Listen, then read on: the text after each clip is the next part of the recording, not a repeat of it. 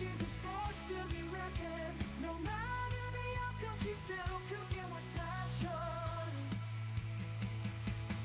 Kitty, kitty, cooking with desire.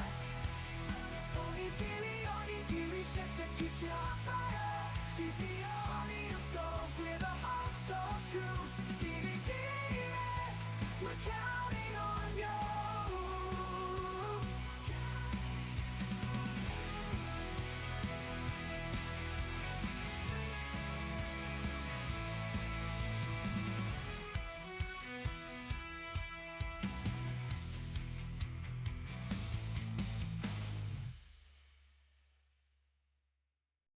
Using the kitchen with the fire in her heart. She's a cooking only, not afraid to provide. She's got her apron on, and it's not your hand. Sometimes things don't go according to plan.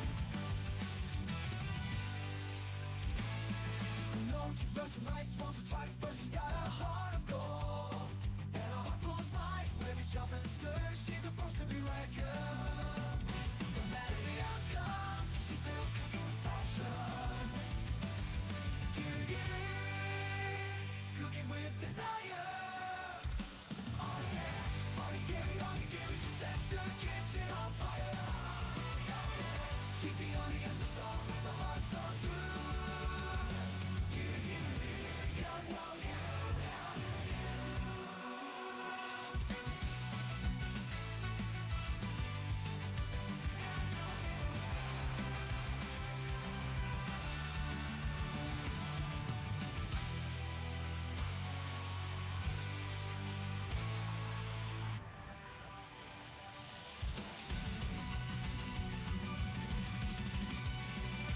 She's the army on the stove with a heart so true. We're counting on you. Counting on you.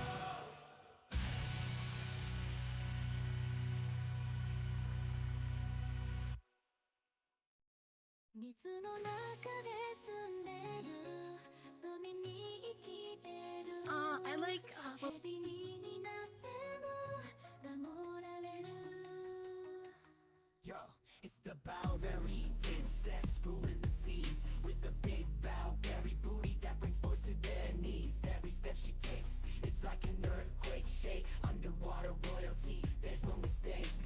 Blueberry princess dancing in the deep blue booty ass so fine it's a sight to behold too. Bilingual beauty singing melodies so sweet. Blueberry princess, she's the queen of the sea.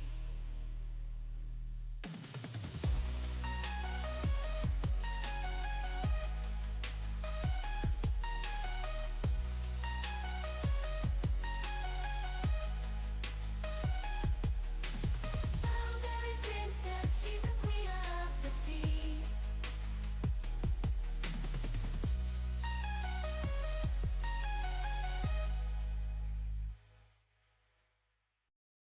海の底で抱える宝物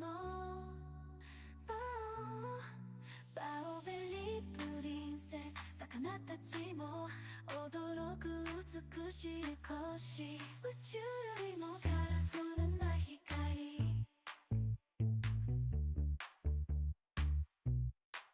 Yo, check it out, it's about the princess. Underwater, she's the finest. Bowberry butt booty so sublime. An earthquake with every step, yeah, that's a sign. She's a Bowberry princess, swimming with elegance and finesse.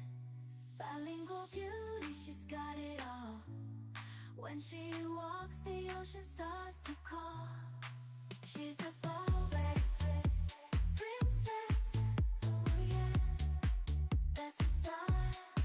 She's a Bowberry princess. Oh yeah, that's a sign. 波乗りながら南の海に行くの Blueberry booty so fine Bowberry 大地が揺れる歩む旅 Earthquake every step Bowberry Yeah, let me tell you about my girl Rocking the blueberry booty everywhere she goes She's a you best believe it's like a hurricane. Blueberry shake, oh no no yo. Big blueberry pie, so fine, blueberry.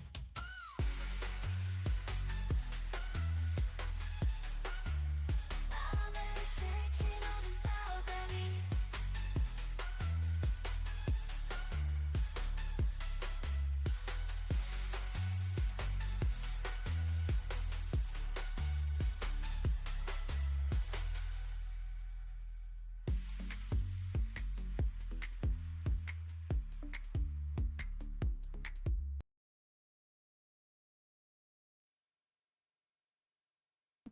Where am I? There I am.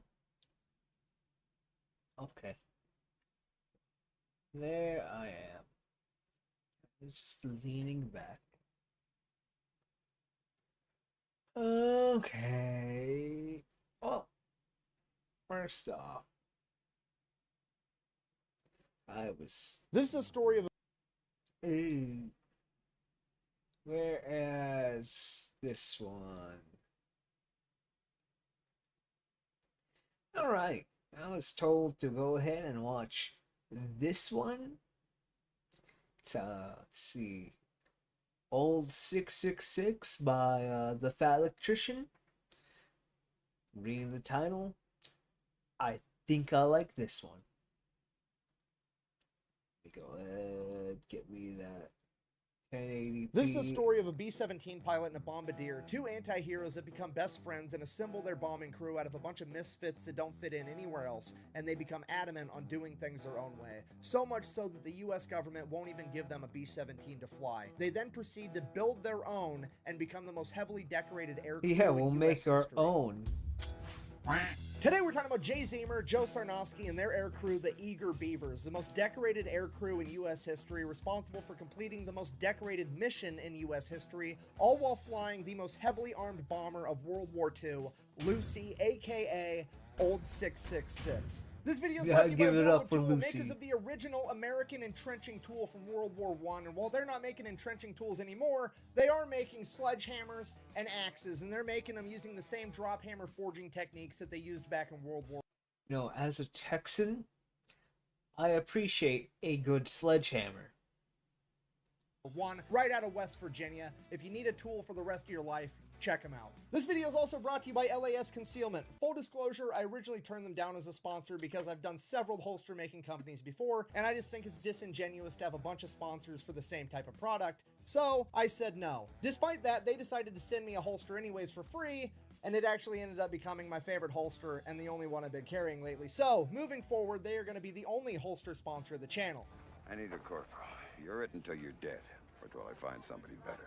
I wonder if I could get LAS to make me a holster for my sledgehammer.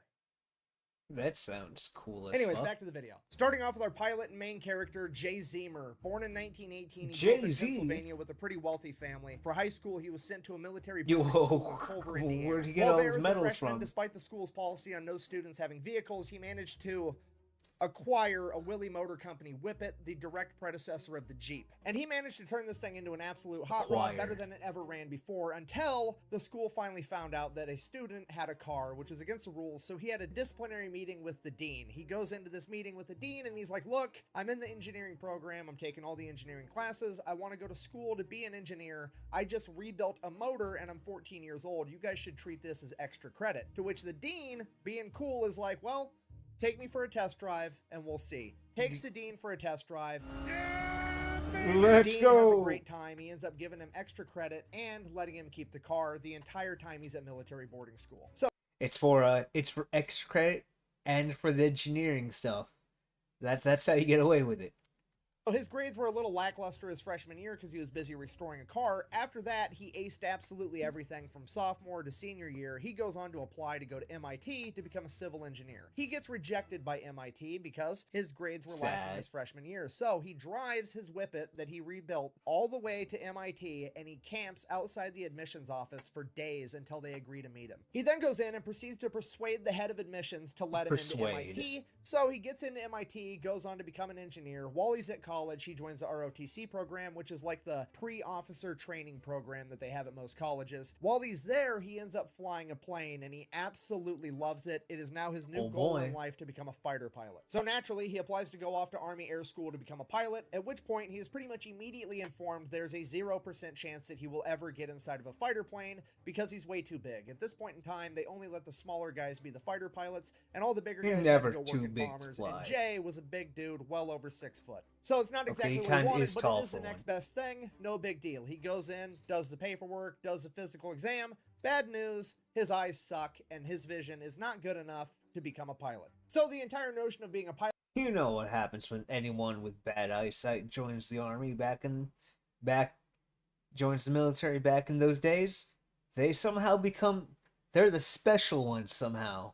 Pilot gets shelved for now, at least. He goes back to college, continues going through the ROTC program to be an Army infantry officer, and while this is going on, he's constantly researching on ways to make his eyes better, and he finally comes across this crazy optometrist named Dr. Bates, and he has the Bates method. Basically, this method wanted to treat your eyes like they were muscles. Bates believed that glasses enabled your eyes to be lazy, so he would crush his patients' glasses and then force them to do a bunch of eye straining exercises in hopes of building up better vision, similar to how you would lift weights to get bigger muscles. One of these exercises included staring directly into the sun. Obviously, with hindsight being 2020, this didn't work that well, and it certainly wasn't recommended, but the young Jay Zemer wanted to be a pilot so bad that he was, in fact, willing to go outside every day and attempt to beat the sun in a staring contest. I did that once. I did it a couple times. My eyes are perfect. Essentially trying to give himself a caveman. Only reason why my eyesight is starting to be blurry these days is because I'm getting old. Not because you stare at the sun as a child. Version of LASIK. Obviously, this does not improve his eyesight. If anything, it makes it better, but it does highlight just how bad this guy wanted to be a pilot. So, World War II kicks off, standards get lowered, and he gets accepted into the bombing program. And from there, he becomes the top of his class pretty much immediately. He is so good at flying bombers that he can actually perform fighter maneuvers inside of a bomber, which is something most pilots would never even imagine. But not only is he naturally talented at it, he also works extremely hard. He can tell every single American, German, and Japanese plane and their capabilities just by their silhouette. Friend or foe?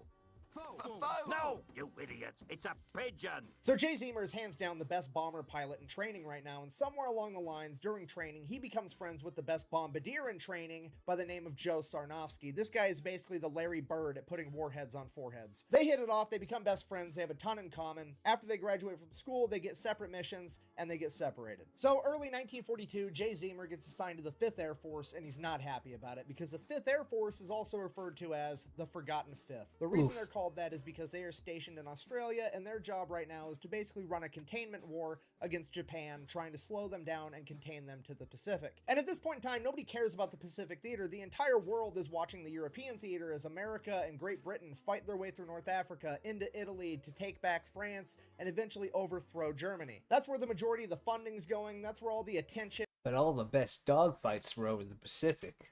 and glory is. That's the place where young, motivated men like Jay Zemer want to be. But that didn't happen. So Jay shows up to Australia. He is the FNG, the fucking new guy. Nobody trusts him. He has zero street cred. Nobody wants him in their crew. Now, this is partially due to the fact that he's the new guy, and that's just how it goes for new guys, sure. But mainly, it's because the Japanese are kind of kicking America's ass right now. It's mid-1942. America just got involved in this war. A lot of their pilots are inexperienced. A lot of their equipment's outdated, and everybody's giving all the funding to the European theater, so it's not a great Oh no, time. my And you gotta headset remember, fell since out, so I can't hear anything. So give me 1 second as I put this back in. I have that fucking line memorized because... Anyway, let me go back like 5 seconds, 10 seconds.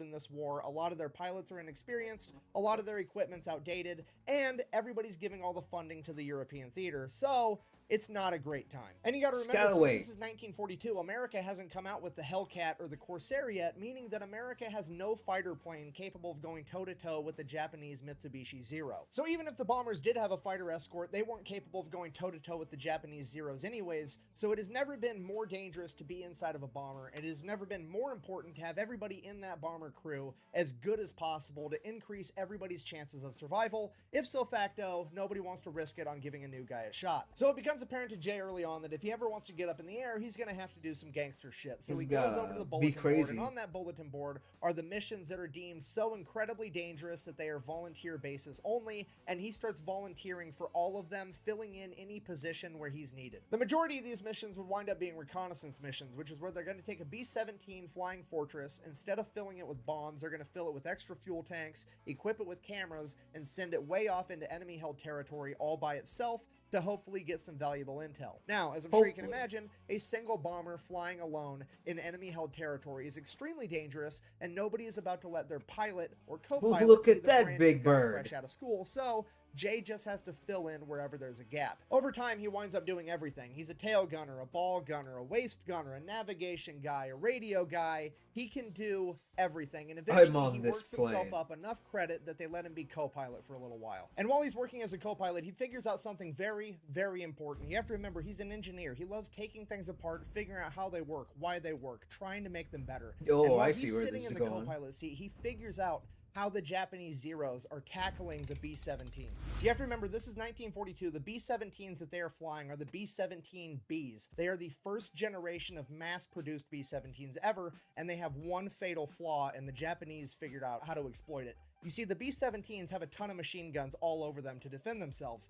They have a tail gunner, a ball gunner, a waist gunner on each side, and a turret on top. The problem is, none of those can shoot in front of the plane. The only thing the front of the Damn. plane has is two 30 caliber flex guns, which you can kind of see right here, which might as well be nothing at all when it comes to shooting down an actual plane. Later generations of the B-17 would end up getting more firepower and turrets on the front to help alleviate this issue, but at this point in time, they didn't have that, so the Japanese Zeros would approach from behind, well out of range of the machine guns, pass the B-17 altogether, and then go and do a U-turn and approach the B-17 head on and shoot it down, where the B-17 had no way to defend its itself. biggest And during his time weakness. as a co-pilot, Jay Zemer caught on to this The and front. developed a plan. Fast forward, Jay Zemer on his first mission, he finally got enough street cred, and there was finally a mission dangerous enough that they were going to let him be the pilot. Sure enough, a Japanese Zero shows up, does the exact same thing, passes outside the range of the guns, does a big U-turn, comes back to confront Jay's B-17 head on. As soon as the Zero gets within range, Jay takes his B-17, turns it up on a wingtip, and banks, exposing the belly of the B-17 to the Zero, forcing the Zero to go the exact opposite direction and down, putting it directly in the firing lines of both the belly gunner and the tail gunner, shooting down the Zero. And that is just one of multiple combat maneuvers that Jay has engineered Outplayed. inside of his head, pushing the B-17 airframe to its absolute limit. Fast forward into the mission, he lands the plane, no problem. The entire crew gets out and swears that they are never getting on a plane with Jay Zemer flying it ever again. And that becomes the new norm for a couple months. Jay went from the new guy that nobody trusted to fly to now he's so good, he's crazy, and we're scared to fly with him. That was until a bunch of new reinforcements showed up on the island, and among them was none other than his best friend, Larry Bird. Joe Sarnofsky. So Jay and Joe start volunteering to go on a bunch of dangerous missions together. Same thing happens every time they fly on a mission. Pretty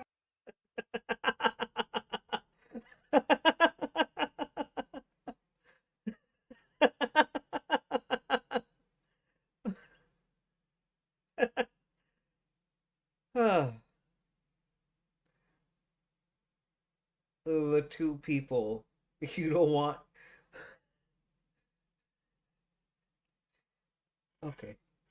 much everybody else on the plane refuses to ever go on a mission with those two ever again because they're absolutely crazy. But every once in a while, they find somebody just crazy enough to keep flying with them, and over the course of a couple months, they build up an entire air crew that starts volunteering together on every dangerous mission available, earning them the nickname the Eager Beavers. Making up the team, we have Bud Thule, apparently the only man smart enough to be a navigator and crazy enough to fly with these guys, and then of course we have Jay Zemer as the pilot, Joe Sarnofsky as the bombardier, and from there it just gets completely out of hand because after that we have the radio expert, William Vaughn, aka Willie. He is one of the most experienced bomber crew members in the entire US military at this point that's been on countless missions, one of which his B-17 landed to refuel when his crew was ambushed by 500 Japanese soldiers. They took the machine guns out of their B-17 and proceeded to defend themselves in a firefight for 10 hours until the Australians showed back up. And during that 10 hours, Willie had 14 confirmed kills, 4 of which were in close quarters combat, 2 with his Colt 45 1911, and 2 with his knife. Jay Zemer said he didn't plan on getting in any knife fights at 30,000 feet, but if he did, he had Willie. Next, we have camera expert and waist gunner George Kendrick. Typically on a B-17, you're supposed to have one waist gunner on either side of Does the he plane, dual but wield? Kendrick preferred to man both sides completely by himself. Let's When go. Jake Zemer asked him if he wanted to find another waist gunner for the other side, Kendrick said, and I quote, "These are my guns and I'm going to shoot all of them. I don't need to be bumping asses with another guy while I do it," which is the most American shit I've ever heard in my entire life. Next, we have Johnny Abel, a 19-year-old farm kid that's so mechanically gifted that he is deemed more valuable as a mechanic on the ground than he is a member of a bombing crew. Despite that, he wants to be a pilot. So, Jay is teaching him how to become a pilot, but in the meantime, he's the topside turret gunner. Next, we have the tail gunner, and he is the biggest, fastest, strongest man in the entire 5th Air Force, Herbert Pugh, aka Pudge. There was a couple Pudge? other stragglers that came and went on a couple missions here, a couple missions there, but this was it. This was a They were core like, group of man, these that people became best crazy. friends and went on the most dangerous bombing runs and reconnaissance missions that the war had to offer. Because of this, they very quickly built up an incredible reputation and became too valuable to lose, at which point leadership doesn't let them go out on the dangerous missions anymore, and they send them out on a regular bombing run. They became too good, too crazy, that they became too valuable. Thus, like, we don't want to send them out. With like 10 other B-17s, and if that wasn't bad enough, they're going to make Jay and his men be the first bomber in line, which, if you don't know, is the safest bomber in the entire run, because as soon as their bombs hit the ground, that's what alerts the enemy that they're even there. So when they go through, there's no enemies manning the anti-aircraft guns, so they're done and gone by the time there's any enemies returning fire. It's that second, third, fourth, fifth, sixth, seventh, eighth plane that faces the real danger, and that's just not okay with Jay and his men. So they go out on the mission just like they're That's ordered no to, and they are good. the first ones to drop their bombs, just like they're ordered to. They make a clean getaway, they get out to open ocean, at which point Jay tells his men, get ready for a fight, because he does a U-turn, goes back in, flies over the enemy compound at 1,000 feet, while his men from the ball turret, the waist guns, and the tail guns open fire on the enemy's anti-aircraft positions on the ground, literally becoming a ground attack plane like they're an antique C-130. They were able to knock out all of the enemy spotlights and most of their anti-aircraft positions, and every single B-17 on that mission made it back home. So Jay Let's and go. the Eager Beavers and all the other B-17s on this mission make it back to base completely okay, at which point Jay is treated like a hero by his commanding officers. No, I'm just kidding. You see, the commanding officers can't give themselves a bunch of medals if their men are defying orders but doing the right thing, because it Yeah. makes them look bad. So naturally, Jay is somehow the bad guy here, so he and the Eager Beavers are all confined to quarters, pending court-martial. The only reason that Jay and his entire crew weren't kicked out of the military right then and there was because there was a journalist in Australia with the 5th Air Force that heard the story from one of the other B-17 crews, and they reported on it, writing a story that would end up Making getting them read by a heroes. congressman that wanted it investigated, and he demanded and ordered that chain of command to give Jay, Joe, and all of his men on that air crew a Silver Star. So at that point, Jay and all of his men get a Silver Star. Leadership just kind of has to drop the issue, but also, fuck these guys. We're not going to give them easy missions anymore. We're only going to give them the hardest missions we have. That's If what they die, want. They die. We don't really care anymore because they made us look bad. Which is exactly what Jay and his men wanted all along, so it all works out. All right, fast forward. Next big dangerous mission, officially known as Flight of the Geishas. Naval code breakers have deciphered enough messages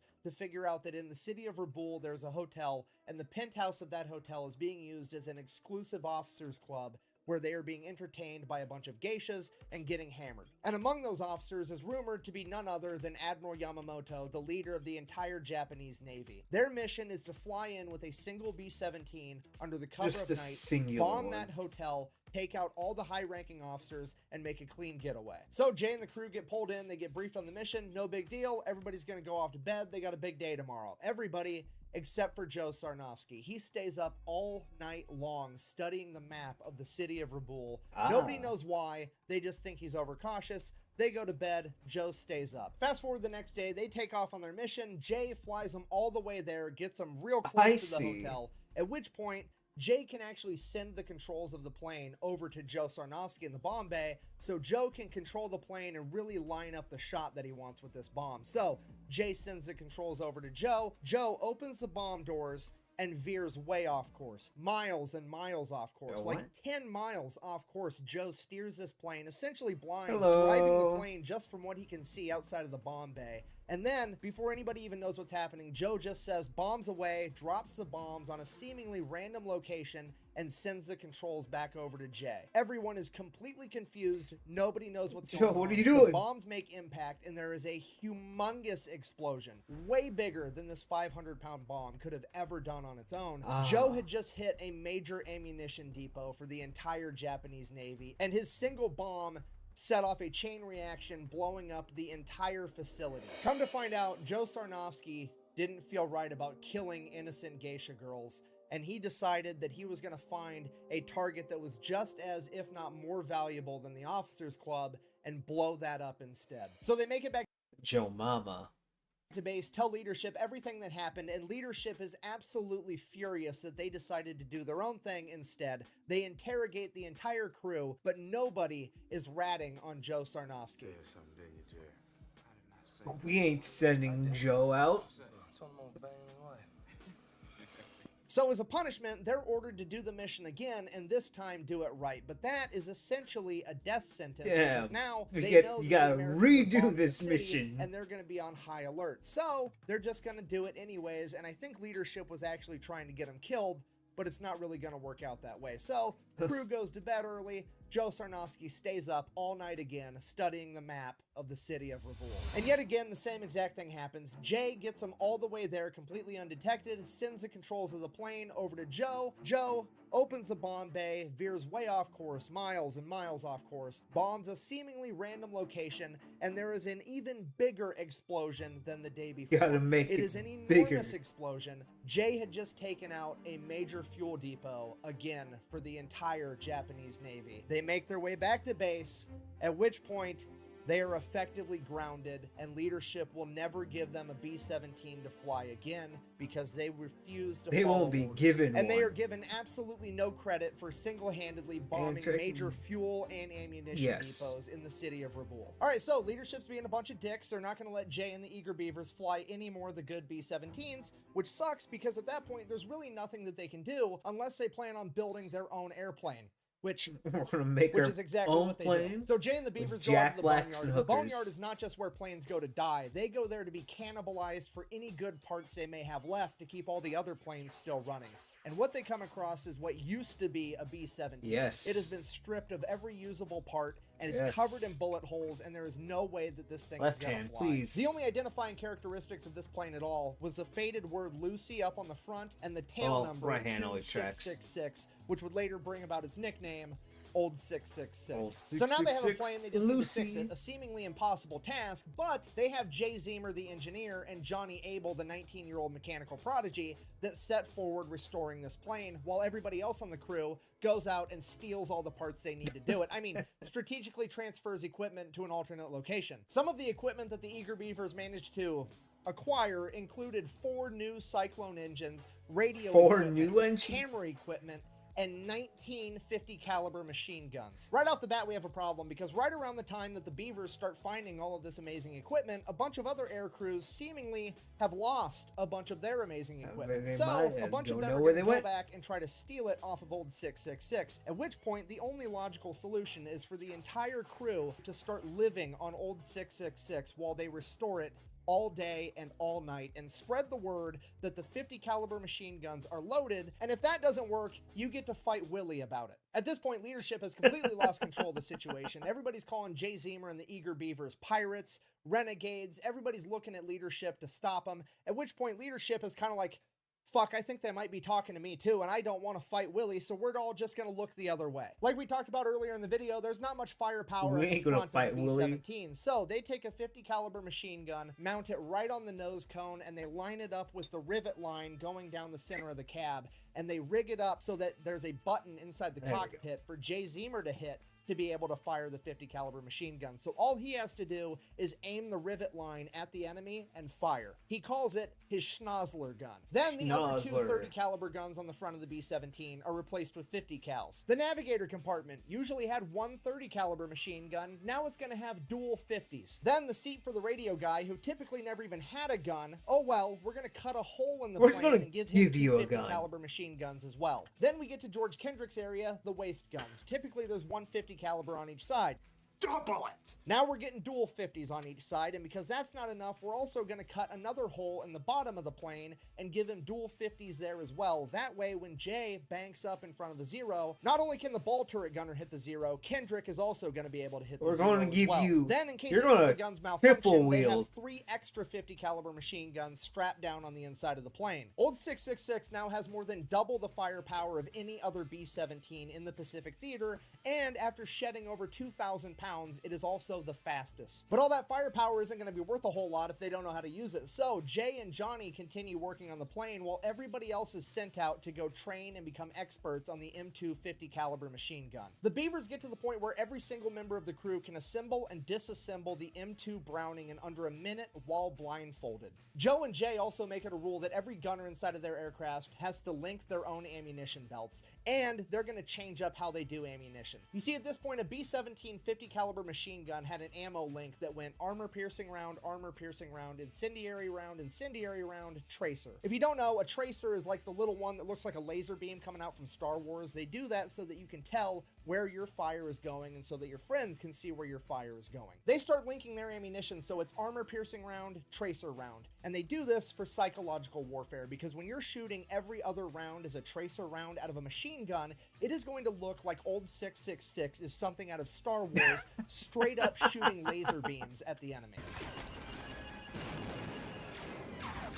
So they finish up the plane and they start volunteering for every single dangerous mission that they can find. They volunteer for so many missions so often that they never actually got an opportunity to finish the nose art on the plane like you see all the other bombers have in the movies and in the old pictures, and that's why the plane never got a cooler nickname other than its tail number, Old 666. Now, most of these missions, Still cool, just like man. before a recon, it is Jay, the Eager Beavers, and Old 666 going up into enemy territory completely by themselves, and every single time they come into enemy zeros, they light them up. The new machine guns are incredible, and Old 666 is the aerial equivalent of George Foreman on his second title run. He's big, he's fat, he's got terrible gas mileage, but if you're going to stand in the pocket and trade with them, you're probably going to get put in the ground. Allegedly, with the combination of increased speed, increased firepower, Jay's piloting tactics, and the entire crew's newfound machine gun proficiency, they were shooting down so many enemies that it became unbelievable. So the crew came back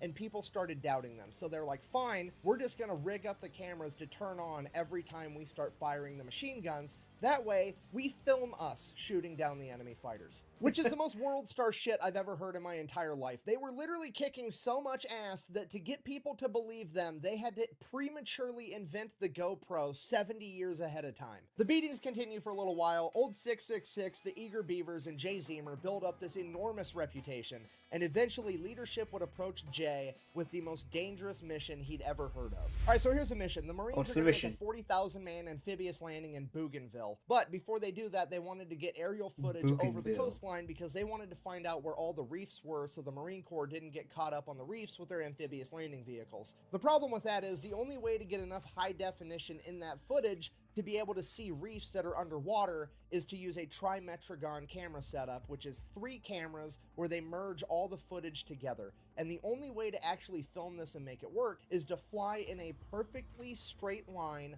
under perfect weather conditions, and they can't move the plane at all. Even a single degree of tilt would ruin the entire thing. And in order to film this coastline, they're going to have to do that for 22 minutes straight in enemy territory, Ooh. and that enemy territory may or may not have enemy fighters and anti-aircraft guns on the coast. And if there is anti-aircraft guns on the coast, it's pretty much game over, because again, they have to fly in a perfectly straight line for 22 minutes straight in broad fucking daylight. The worst gunner on the planet has enough time to get dialed in. And because Bougainville is 600 that part of the video? miles and shoot them down, right? The worst gunner on the planet has enough time to get dialed in and shoot them No, down. that And was that's just assuming my they even make it to the headset messing coastline, up. because Bougainville is 600 miles into enemy-held territory. Because of this, the leadership only approached Jay with this mission because they were just hoping that he would pilot it. They never in their wildest dreams imagined that his entire crew would volunteer to go on this mission because it had such a low chance of survival. Despite that, after being We're briefed on all the entire going thing, in. Jay rushes over to the barracks where the Beavers are, briefs them on the entire thing, and he's like, look, I'm calculating there's like a 10% chance that we survive this. I don't expect any of you to go with me. I don't blame you if you don't in any way, but if you do want to volunteer, there's nobody I would rather have up there with me than you guys. At which point, every single one of the eager beavers stands up and they're going with him. Let's go. Whose car are we gonna take? Later on, when retelling this story, one of the beavers is quoted as saying, "We thought so much of Captain Zemer and his abilities that we didn't give a damn where we went, just so long as he wanted to go there. Anything okay by him was okay by us." Jay then runs back over to the colonel that had just briefed him as he is pinning ride the or die. volunteer slip onto the board to collect volunteers for this mission. Jay grabs a paper, crumples it up, says that him and the eager beavers are going to take the mission on one condition. He does it how he wants to do it, and they have no further input. He will get the mission done.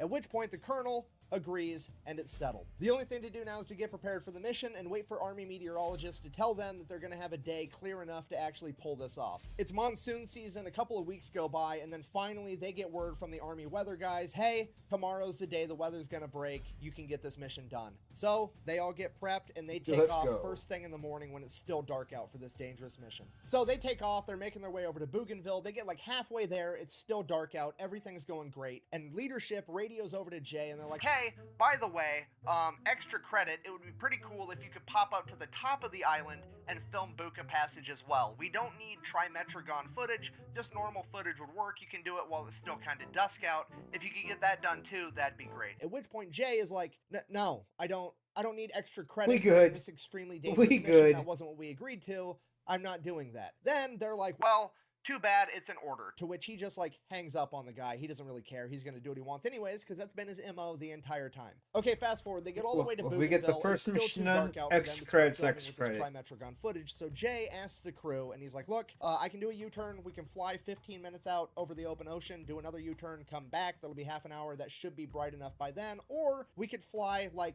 45 minutes north, film Buka Passage, and then come back and do this after. And the crew is like, whatever.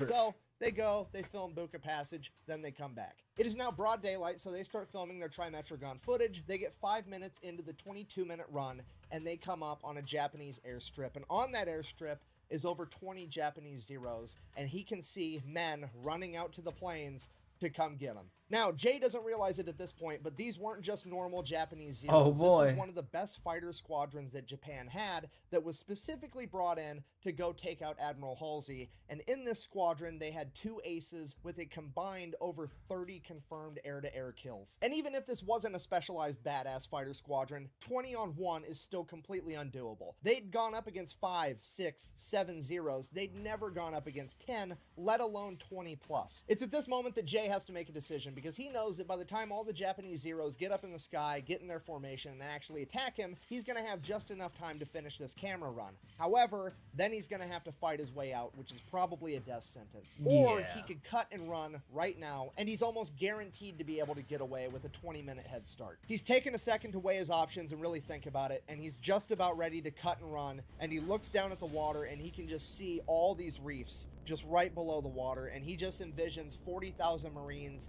and their amphibious landing vehicles hung up on these reefs, getting cut down by enemy defenses and machine gun fire. And he decides that he's going to risk it to try to save these guys. And for the next 17 minutes, the crew gets ready for a fight as Jay keeps the plane completely straight and level in broad daylight. We're gonna as all do the it. Zeros get up in the air to come get them. Fast forward 17 minutes later, 24 Japanese Zeros have caught up to them, and they are trailing just behind 666 out of machine gun range. Right as George Kendrick comes over the radio and says, give me 30 more seconds, 3 Zeros pass along the outside, do their U-turn to begin their attack run against 666. Then George Kendrick radios again that he has the film done. At this point, it's too late for Jay to do his normal evasive maneuver where he plays chicken with one of the Zeros, so he just lines up the nose of the plane and his Schnozzler gun with the lead Zero shooting it down. Joe Sarnofsky down below inside the nose cone manning those guns manages to shoot down one of the other Zeros, and the third and final Zero was able to riddle the cockpit with 20mm cannon fire. This fatally wounds both Jay Zemer and Joe Sarnofsky takes out all the navigation equipment for the plane as well as the entire oxygen system. Jay Zemer is now slowly bleeding out inside of this cockpit with no way of knowing where he has this plane headed other than instinct and a compass that he's holding in his hand, and he has about 30 seconds of oxygen left before the entire crew passes out from hypoxia. And the remaining Japanese Zeros all now know that this is not a normal B-17, their typical tactics aren't gonna work, and they just begin swarming every direction they can, firing from all angles. Jay immediately puts the plane into a nosedive, desperately trying to get below 10,000 feet so him and his men can breathe with the oxygen system down. He drops 15,000 feet in just under 30 seconds. That is over 3 miles. In 30 seconds, this plane drops before Jay pulls it back up, and he estimates that they're at 8,000 feet. He doesn't actually know because the altimeter is broken, and the only way he can tell the altitude that they're at is because he's such a good pilot, he can look at the pressure gauge for the engine manifolds and be able to tell. At this point, the entire situation devolves into an all-out chaotic dogfight. Jay, while still bleeding out, is pulling off combat maneuvers inside of a B-17 that most pilots would never even attempt, and his crew instinctively knows how he pilots, that they are able to pick off these Japanese Zeros one by one. Your average dogfight at this point in time lasted for less than a minute, and this dogfight would drag out for over 45 minutes. Oh and the entire time, Jay Zemer is losing more and more blood and more control of the plane, because at some point, both rudders would become damaged, and he would no longer be able to actually turn the plane using the rudders. But he's such an incredible pilot that he begins individually throttling all 4 motors, throttling one side up and the other side down, turning the plane that way. Throughout the course of this firefight, the Eager Beavers shoot down and completely destroy 5 Japanese Zeros, critically damage and send back a bunch of other ones. And by the end of this firefight, there's 5 or 6 left, fully functional and coming to get them, and they are almost out of ammunition. And right as it looks like this is going to be the end, the Zeros peel off and do a U-turn as they have to go back because they've ran out of fuel. At this point, Jay Zemer passes out and the co-pilot is finally allowed to take over the aircraft, something that Jay Zemer refused to let him do in the heat of the fight. For the entire flight back, Jay is coming in and out of consciousness, and the last thing he remembers is them landing and the ground crew rushing in as he hears the medics say, "Get the pilot last, he's already dead." He would wake up in the hospital days later to find out that he had lost over half the blood in his entire body. But the intel that they had gathered was going to be used to launch Operation Cartwheel, a highly successful Allied offensive. Let's go. That military planners credited that success to the intel that Jay Zemer and the Eager Beavers had gathered. Because of this, both Jay Zemer and Joe Sarnofsky were to receive the Medal of Honor. Unfortunately, Joe would have to receive his posthumously. According to the accounts of the rest of the crew, he was struck by a 20mm round during the first engagement. Despite that, he still managed to man the machine guns at the front of the B-17, shooting down an additional 2 Japanese Zeros before succumbing to his wounds. As for the rest of the Eager Beavers, 4 of them sustained injuries, but they all survived, and all of them were awarded the Distinguished Service Cross for this mission, making this the most decorated air crew in U.S. military history, and making this the most decorated mission in Rest US in history. peace, Joe. According to the official Japanese reports, this story is highly exaggerated because according to them, they only sent up 7 Zeros to intercept Old 666, and none of them were shot down. However, when you take into account the verifiable fact that Old 666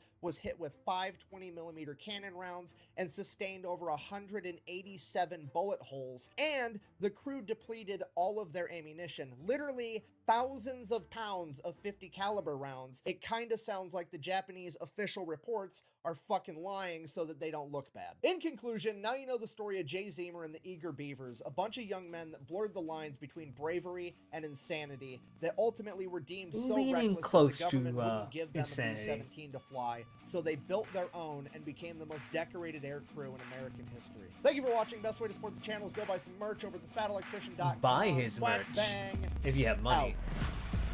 I'd like to buy his merch, but I have no money. Alright. I am gonna grab a drink real fast. Maybe.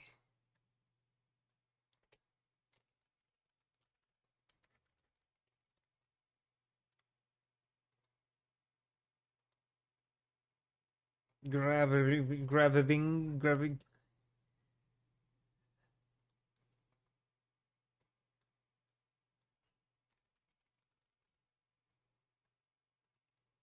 Okay, grabbing a drink. That's what I want to do. Be right back.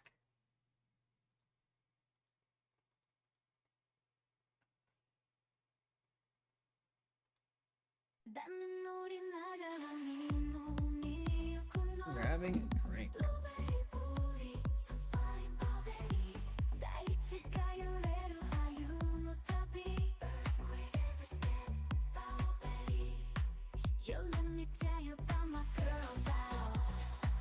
Rockin' that blueberry booty everywhere she goes. She's a whale with a style that can't be tamed. And when she walks, you best believe it's like a hurricane. Blueberry shake, 엉뚱어려. Blueberry shake, shake it up, blueberry.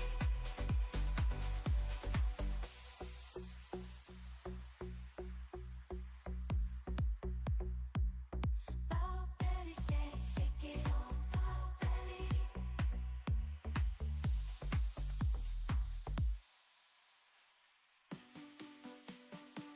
Blueberry shake, 엉뚱어려.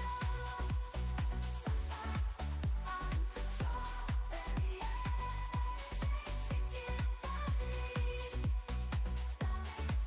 blueberry.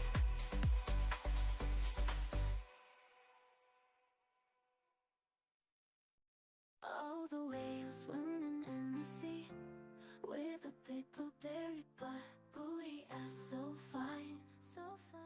Blueberry is a fruity delight with a body that makes the waves go wild. Oh, oh. All the whale, she's got that berry, berry bounce. When she swims by, she's making heads turn around. With a big blueberry booty, it's a sight to behold. She's got that natural beauty, worth more than gold. Blueberry bounce, shake it to the ground. Roll the wheel, she's the talk of the town. Blueberry sweet, juicy, so divine. Let's all ride the wave of blueberry time.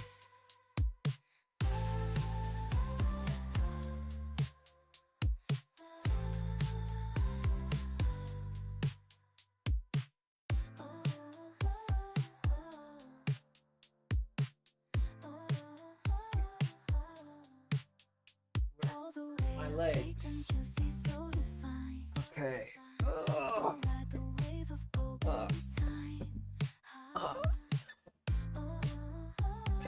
Okay. All right.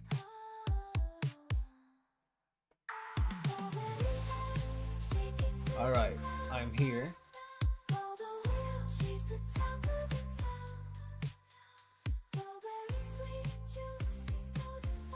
Okay. Okay.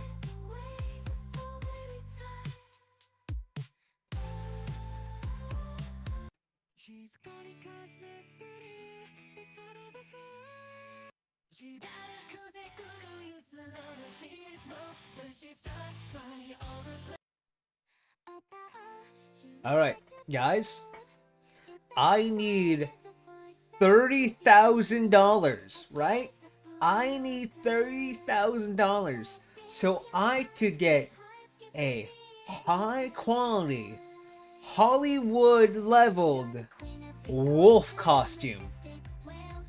As I describe here, I want a wolf costume to win over a dumbass Asian girl with a thick booty. I am parasocial maxing so I can at least get her to notice me, because who doesn't want a good princess to take care of? I want $30K so I could dress up as a wolf to have Bao to at least know I exist. That's not parasocial at all. Hello, it's Oh, your boy no. Walmart Belle Delphi. No. Discount. You want that, please? Give me a second. I'm not ready. I was not ready for the white woman. I actually wasn't ready for the white woman jump scare. I was not.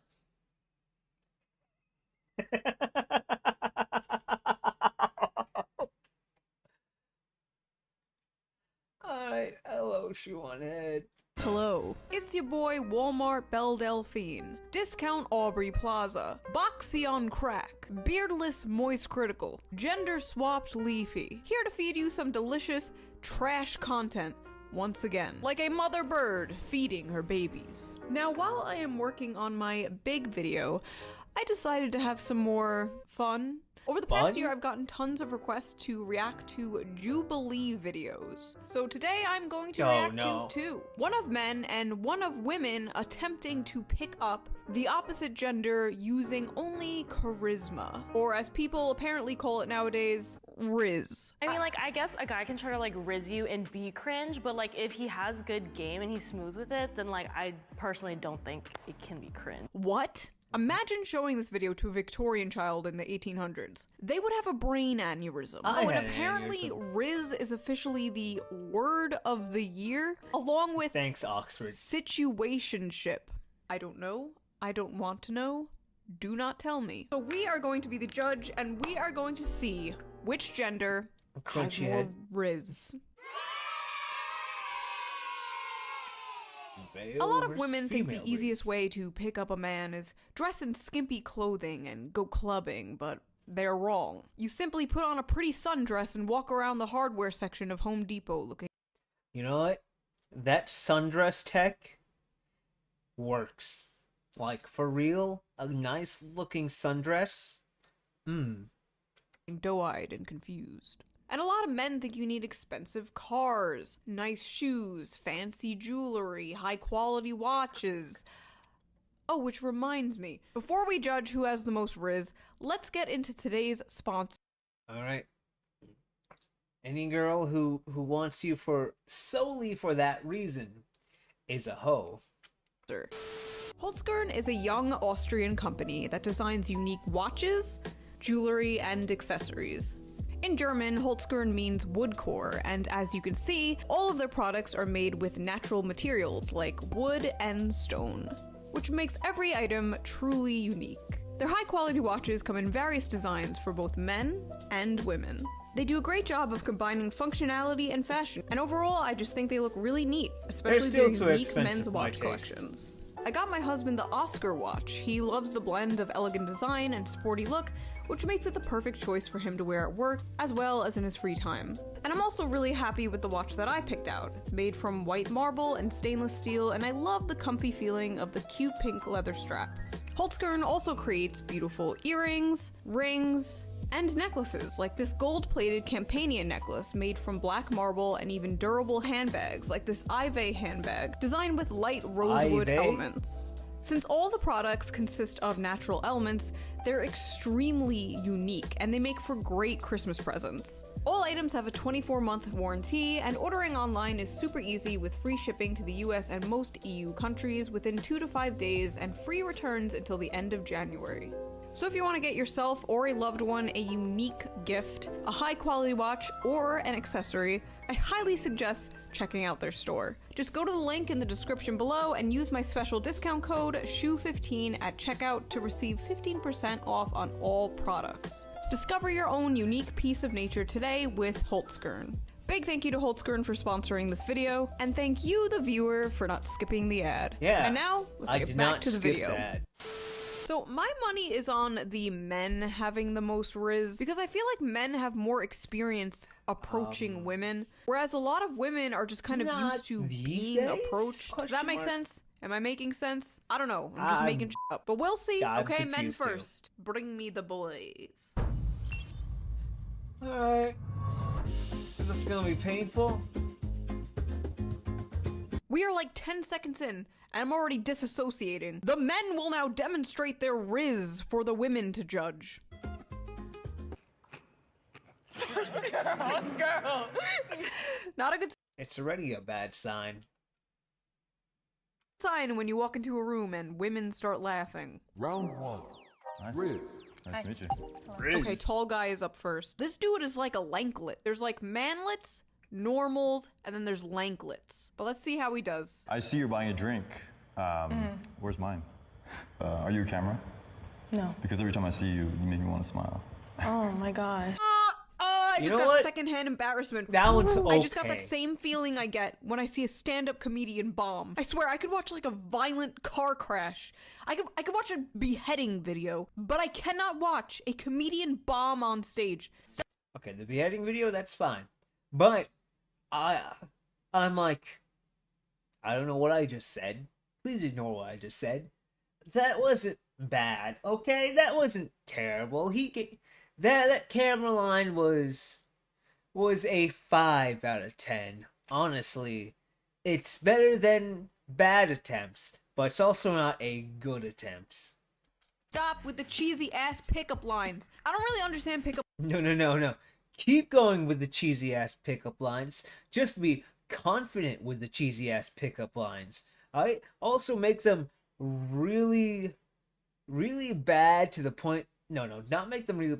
Make it really clever and say it with confidence. Pickup lines in general, because like anyone can Google them. You can have zero riz and memorize a pickup line. This reminds me of this one time I was at work and this guy was hitting on me and he asked for my name and I told him it was June and he was like, "Oh, 'cause you brighten my day." And I politely laughed, but inside I was like, What? I don't think I've ever heard an actually good pickup line. Do you guys know any actual good pickup lines? Leave them in the comments because I swear I've never heard one. Hi, it's nice to meet you. Hi, it's nice to meet you. My name's Kaima. I think you look really great tonight. Thank you. I do too. She's out-rizzing him. Not good, folks. Not good. Can I get you a drink? No. Okay. I might have to take my prediction back. The men are not doing too well. Honestly, if this was a real situation and I were him, I would leave at this point. I would leave and give up. She's not picking up what you're putting down. She seems annoyed and uninterested. This would be the point where you say, "Okay, it was nice talking to you. Goodbye." It just goes to show you being tall only gets you so far. Honestly, that's probably why he's in this situation. That shitty ass pickup line probably works on women. Probably works on those like 5 foot tall women on Tinder who have in their bio like, "Don't swipe unless you're over 6 foot." Which is fine, by the way. People are could never allowed to win have with their those. preferences. But I'm just gonna tell you right now, women do not know the difference between 5'10" and 6 foot. Anyway, we got into a tangent. Sorry, there's gonna be a lot of those in this video. There's a Vyvanse shortage and mommy is all for big pharma meth. Let's fucking go! Hey, How's it I'm going? Monica. Monica, Nice to meet Arrow. you. I don't do pickup lines, so I was just gonna try to get to Thank know God. you. Yeah, no, Okay. I was, Okay, good. He doesn't do pickup lines. Good. We are already doing better than the last guy. where you from? New Jersey. New Jersey. I'm Yeah. from Philly. Oh, really? East Coast, Sick. okay. Look at that. Oh, 2 retards flirting. Sorry, my New York supremacy is coming out. I see you have a lot of tattoos. You got a favorite one?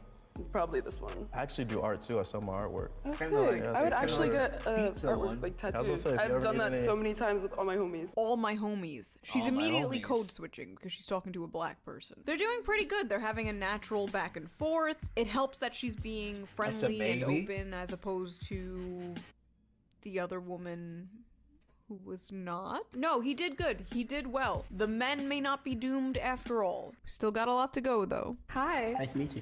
Nice to meet you. What's your name? Emily. Emily. I kind of like to sing a lot, so if I Are you sing, gonna serenade me right now? I could serenade you. Oh my god, you literally just met this person. Please, for the love of God, do not serenade a stranger. Can we talk? No, please. For a minute, girl, I want to know your name. I don't care how good at One time, I said I would marinate my one of my past partners.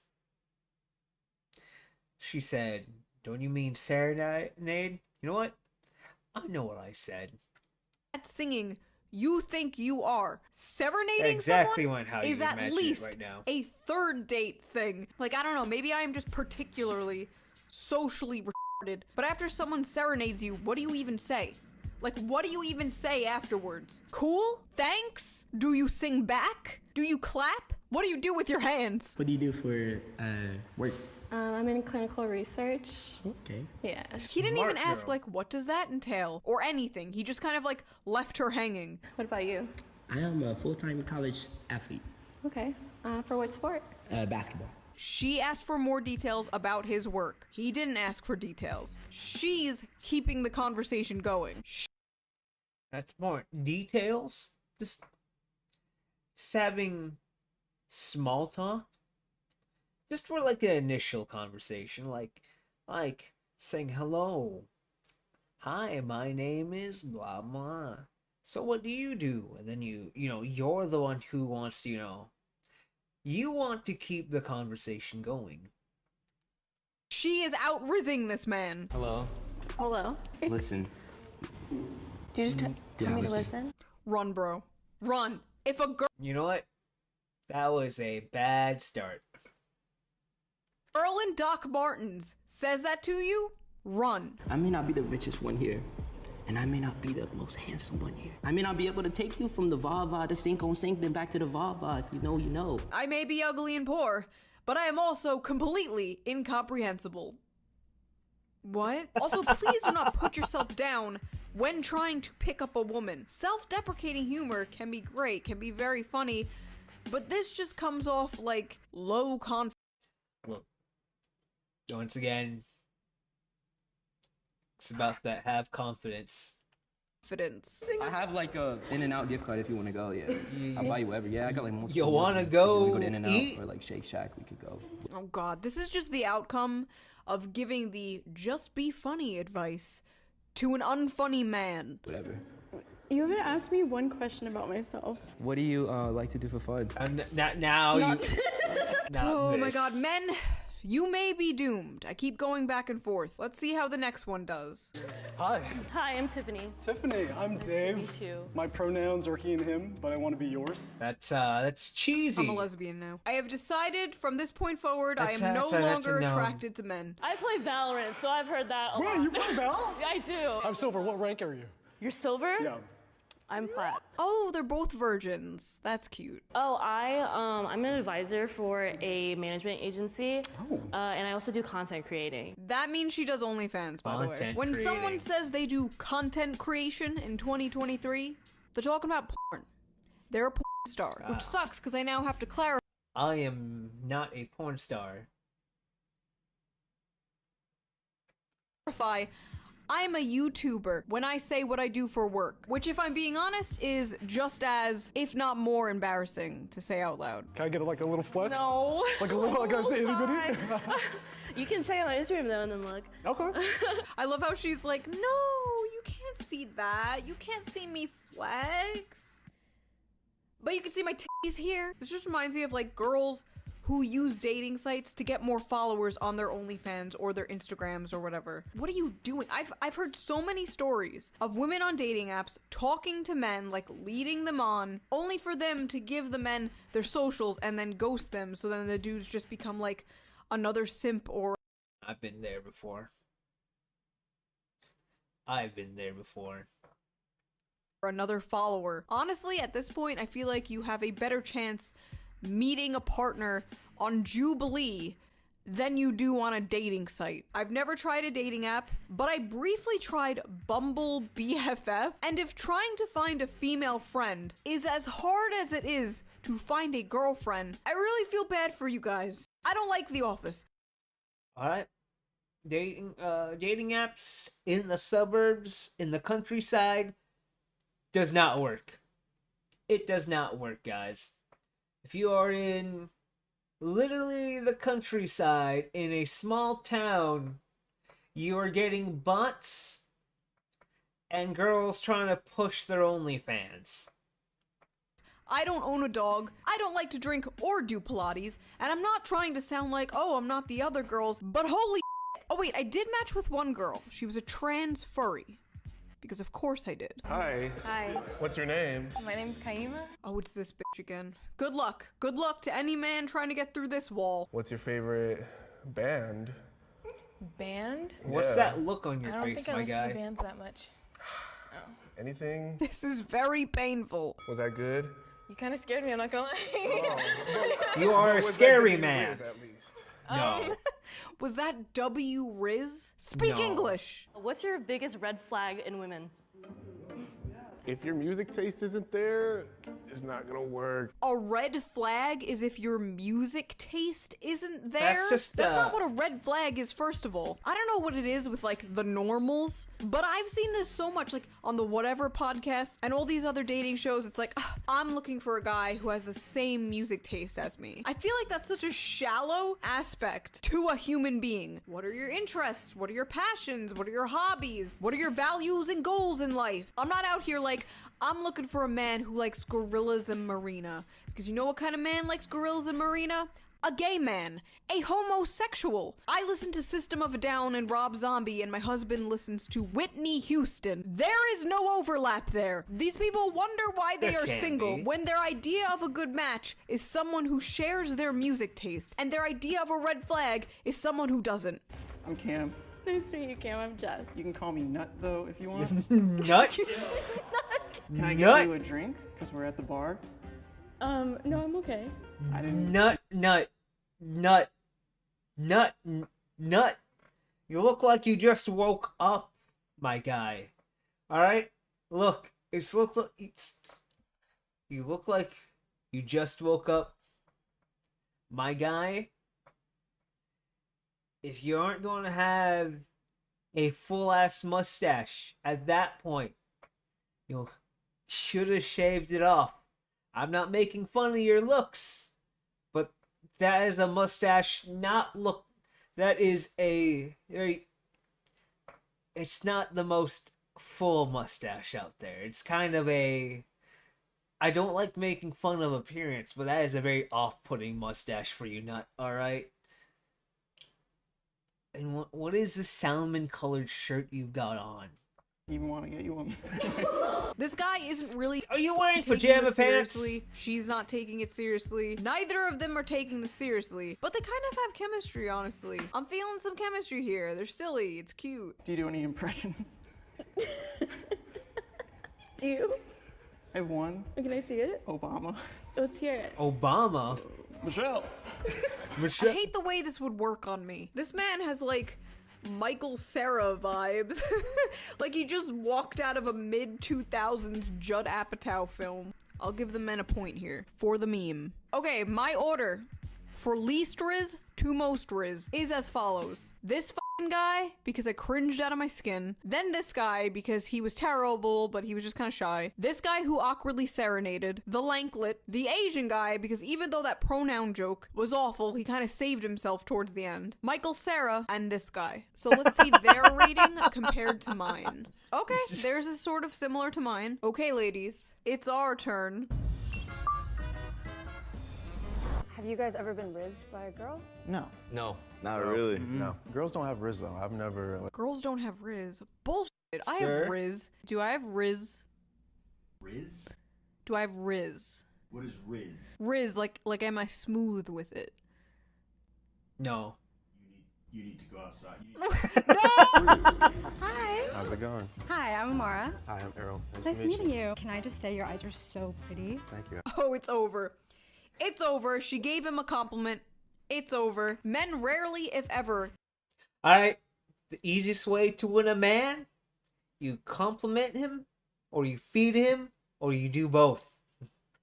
Get compliments from strangers, and when they do, they remember it for years. You can ask a guy, when is the last time you got a compliment? And he'll be like, oh, some girl said my shirt was cool in 2010. So this guy's absolutely going to be living off the high of a girl saying that he has pretty eyes for the next, like, 10 years. And I'm so sorry I keep on looking at your hands. They kind of look heavy. Whoa. Yeah, would you like me to hold them for you? Damn, right off the bat, your hands look heavy. Can I hold them for you? Is this the female version of your titties look heavy? Can I hold them for you? Honestly, this one I'm works. into hands. I'm kind of a hand fag. I like a good hand. But this is too much, too quickly. And a little corny, in my opinion. I like her. So I like her. Oh my god, really? Really? You can be the corniest motherfucker as long as you're not ugly or obese, and they will just fold like a goddamn origami bird. Hey. How you doing? Hold on one second. Okay. You looking That's real that's good an today. automatic no for me. I smell good, smell it. Yeah. I'm sorry. I I know men and women are different, so it's different. However, could you imagine one of the men walking around one of the women to check out their body and then smelling the woman in their Riz challenge? They would be arrested. They would be thrown in prison. Let me smell you now. Okay, go for it. You smell good too. This is incredible. It's actually working. Women be like, and it's f***ing over. What do you like to do? I like to watch anime and I cosplay. What do you cosplay as? So I just dress up as like any little anime character. Can I make a couple special requests? Yeah. Okay, cool. I'm gonna have to get you some requests later. Okay, I'll definitely dress up for you. I feel taken care of with you. I feel taken care of with Of her. course. Oh, they absolutely f***ed after this. Walmart Jack Harlow has found his mommy girlfriend. You know what I noticed? A lot of them kind of feel like they're trying to be men. They're being very like dominant and stereotypically masculine. They're kind of hitting on these men in the same way men have probably hit on them before. Like when they think of Riz, they're thinking of how horny men approach women, and they're trying to mimic that behavior. And it's working. Like a lot of these things, if a man did to me, I would think is really creepy, but I don't know. All my relationships have started on the internet. My idea of rizzing a man is, hey. So who am I to judge? Hi. Hi, how you doing? I'm Oh, we Mai. stay for the hug. Okay. Nice to meet you. Nice to meet you. No, I'm Canadian. I just flew in yesterday. Are you doing anything after this? Actually not. I might need a tour guide. Wouldn't want to get lost, you know? Okay. She's good. Okay, she is good. I don't know if these women in particular are just very smooth, or these men in particular are just very easy, but they're doing much better than the guys before. I guess my prediction was wrong. Hi. Hi. How are you? I'm good, Jimmy. Yo, those are some Aurora, nice big to ass meet you. shoes you got on. Are you from the area? Yeah. What was that? Okay. The fuck was that? Oh god, I spoke too soon. What do you like to drink? What do you get to drink? What do I get to drink? I get to drink mojitos. We could just line them up with mojitos back to back. Let's see who gets drunk faster. Down? Yes. Okay. This is very awkward. He's doing like all the work here. Zero Riz. She's really cute though. You could tell she does not have to approach men ever. Wow, that was stand-up code. That was so good. That was so good. No, it wasn't. It was awful. Why are you lying to her? Why must women lie to each other? I have the clammiest hands right now. Yo, it's Nut.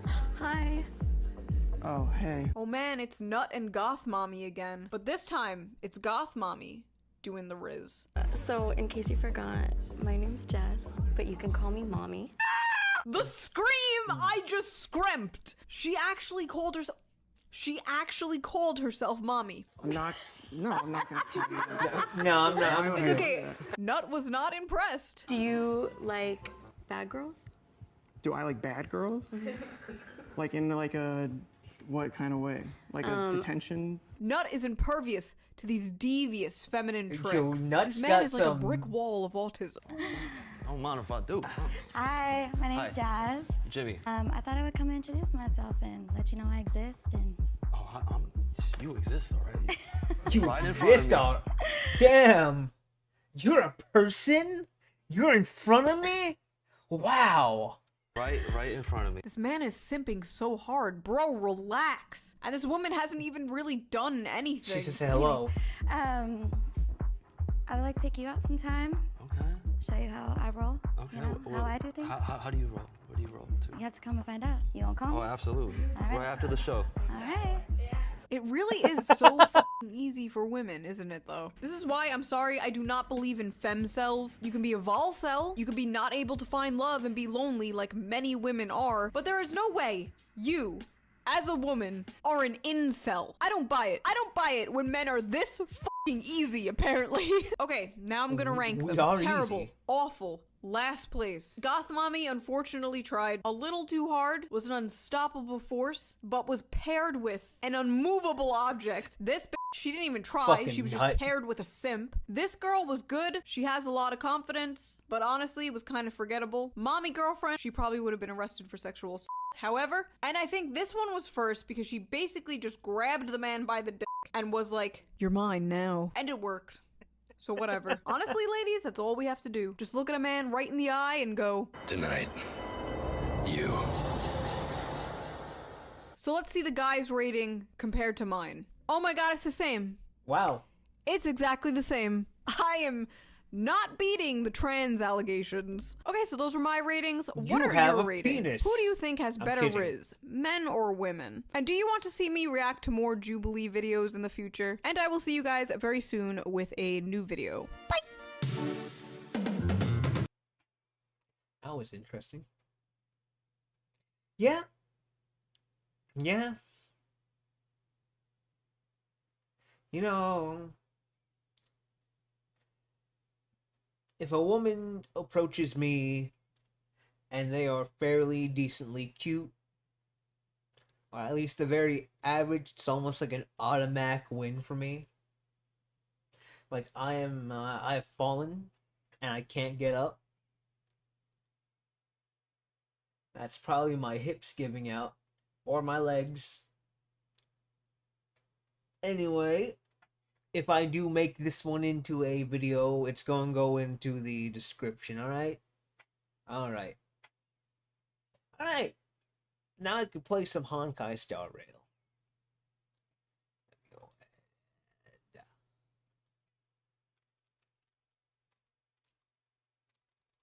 Fucking launch that video game. Honkai.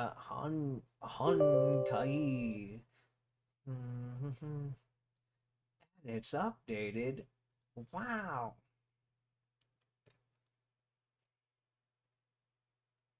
I'll probably play like an hour of Honkai Star Rail. Who knows what I'm going to do. There's Stream Manager. Okay, alright. Where is their model is in the way? Yay.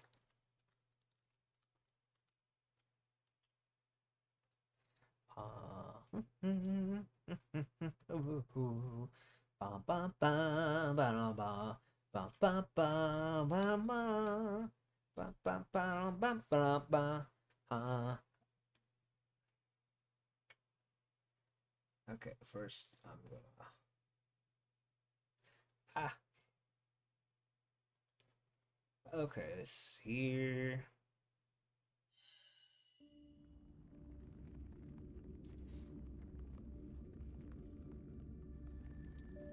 Okay. Where the fuck am I at? Okay. Alright. Alright.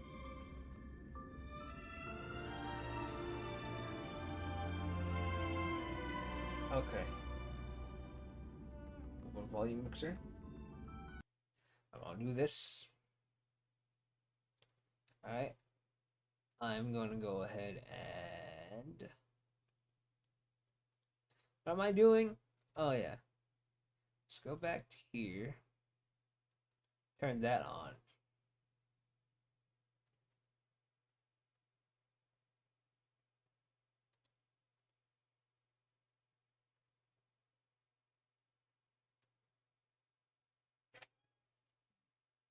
Alright, be right back. Nice.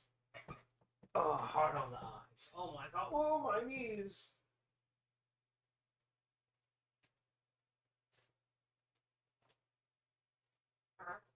Oh.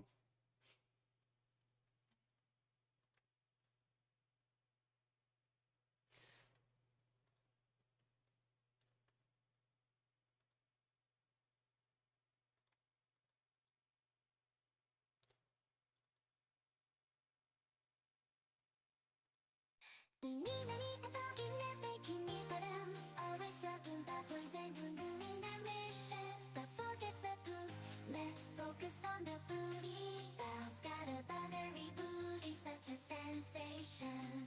Ooh la la la. They dance amazing Japanese and English, spreading joy and laughter. Their energy boundless. Newbies got the moves, really rocks the rhythm. And bounce fat ass shakes and mesmerizing prison. Oh yeah.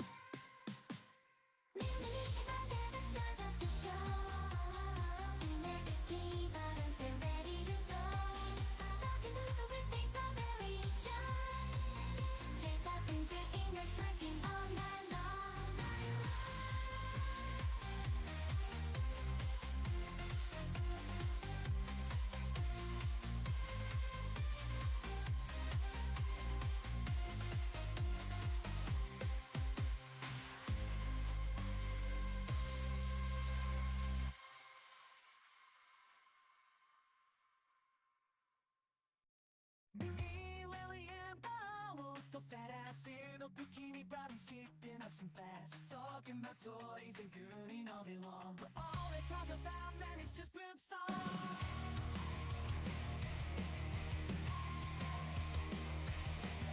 Strawberry booty shaking all around. Brown's got the curves, gonna tear up the sound. Newbies on the beats, Lily's on the mic. She rock style can make you feel alright.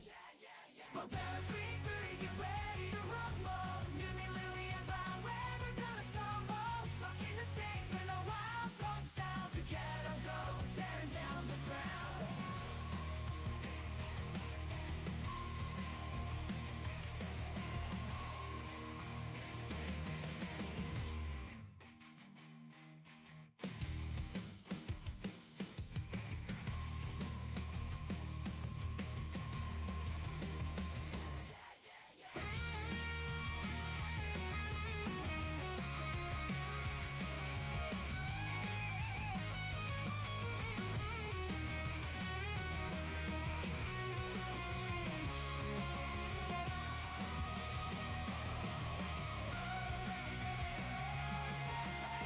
Barbaric booty, get ready to rumble. Newbie, Lily, and Bow, we're never gonna stumble. We're rocking the stage with a wild punk sound. Together we'll go tearing down the ground.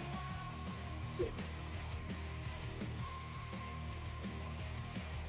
Hey, Pretzel, how you doing? Yes. First I watch, then I rail. Also, I need 30k for a wolf costume. Because I want a wolf costume to win over a dumbass Asian girl with a thick booty. I am parasocializing, so I blah blah blah blah. Anyway, how you doing? Okay.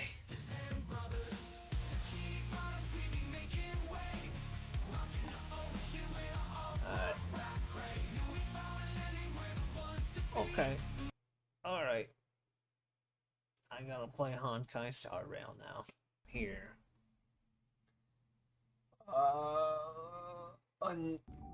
This. Okay.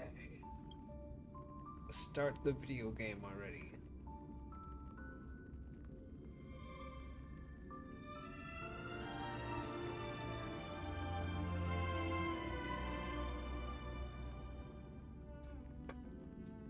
Oh.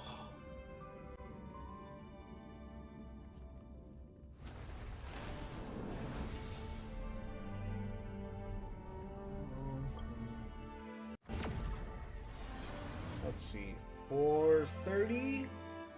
I could do like.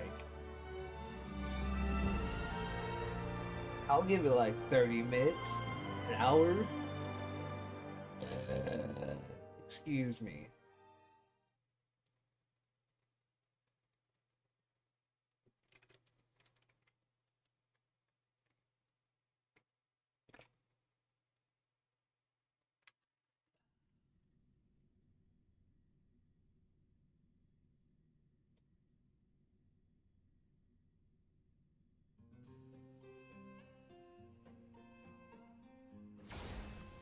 Okay,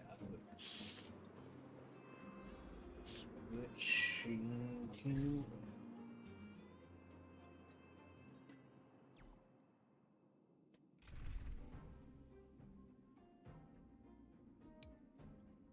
Is there anyone else I can bump up to 80 real fast? I think Himiko would be the better choice. Character. Just leveling her up would be just best overall. 35 of these. I don't have 35, so I'm gonna have to actually go here. 35.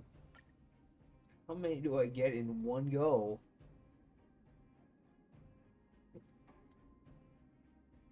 I'd like to level up Himiko before I get to into any actual anything right now. Oh my god. Then I'll go March No, March is okay at 70 for now. It's okay to have them 70 for the most part. Honestly, 70 is fine at the moment.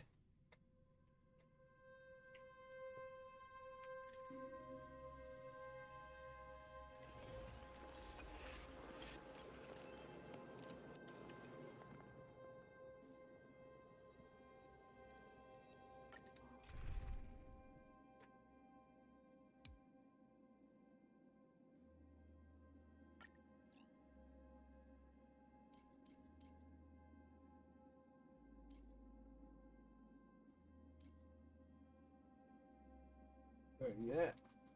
She's good for breakage.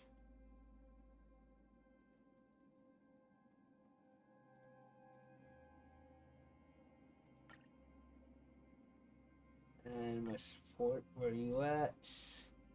Thanks, Java. Thanks for your Misha.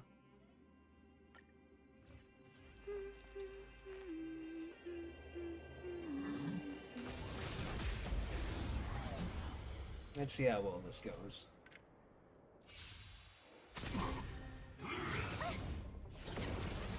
Just for a little bit of grinding.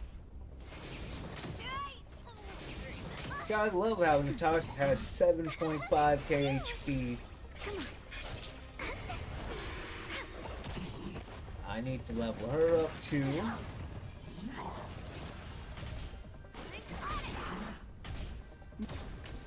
Nap time. Gotcha. My turn.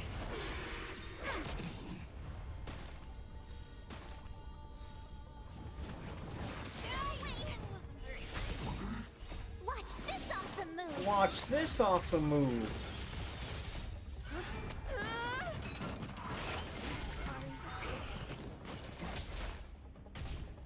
That's better.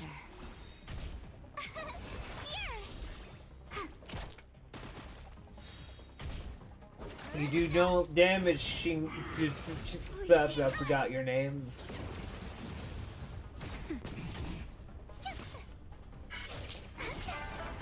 Well, you're good for breaking.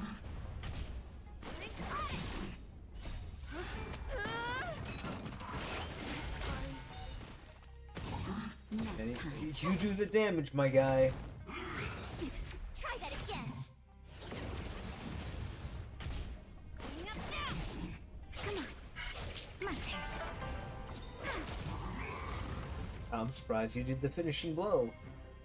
5? Oh my god, I gotta do a lot.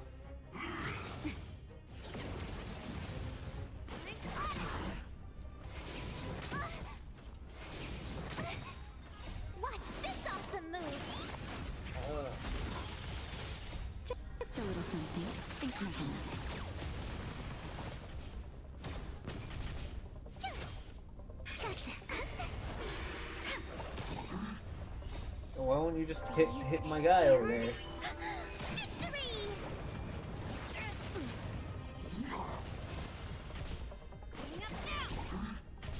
Nap time. My turn. Wow, he broke.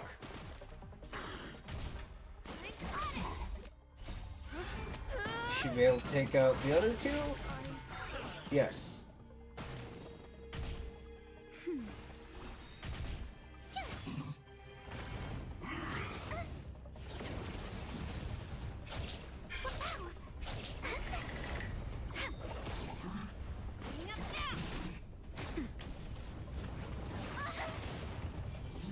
I don't know why you do so much damage, but alright.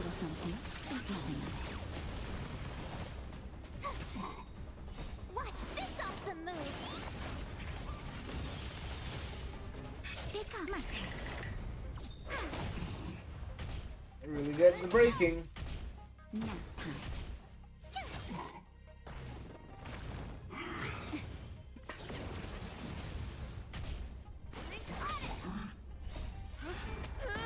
How much do you do on a single opponent?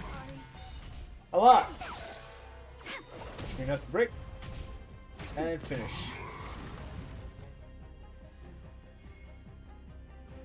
More.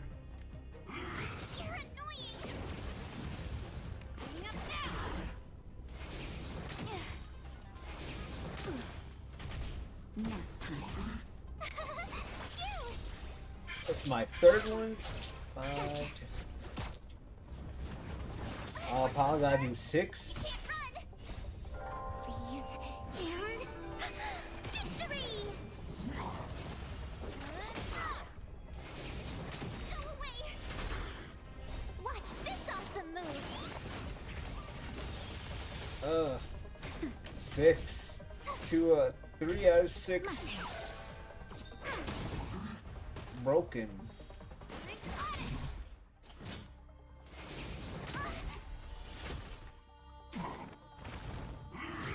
I'm okay.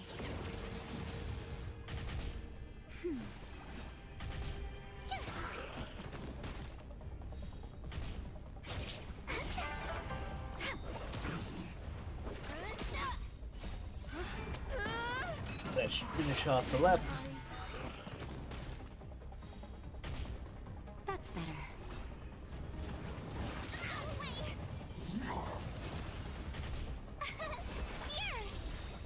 She doesn't need it.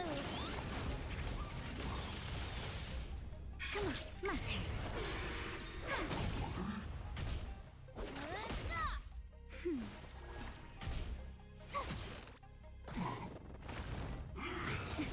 Try that again.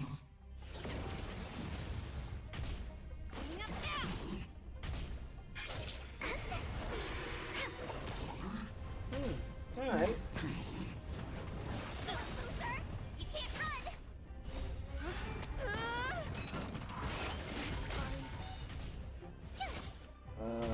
Should die. There we go.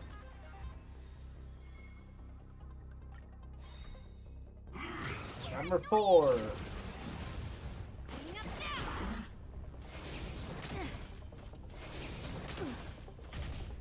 That's better. Phew! Watch this awesome move. Maybe? Okay.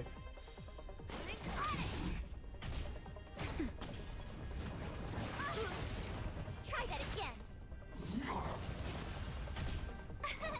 Here. Gotcha. My turn. Freeze Break. and victory. Alright. She does a lot of damage when they recover.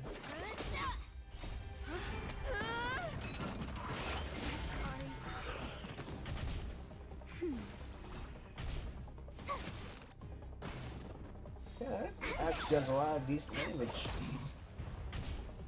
I think you do a lot of decent damage.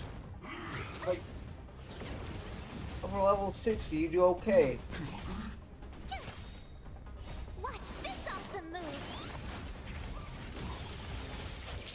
Take off my turn.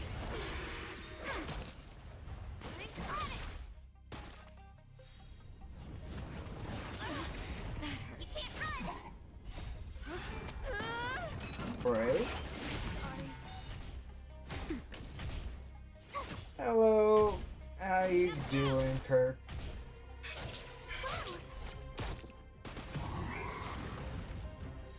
Alright, that is... going to the 5th one. Hopefully this one and one more. Go away. Just a little something.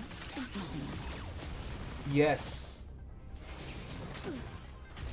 Nap time.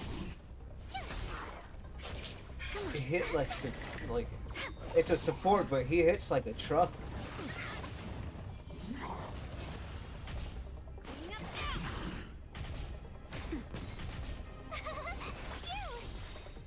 Watch this awesome move. Why does he hit like a truck? Yeah, why is like he hits like why are you doing so much damage? I'm like, you know what? You're helping me anytime I need an ice type for support. Nap time.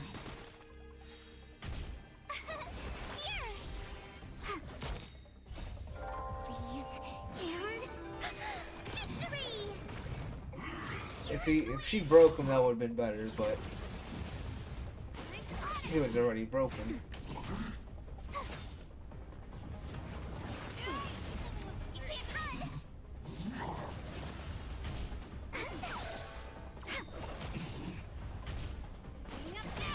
Why do you hit so hard? Nap time.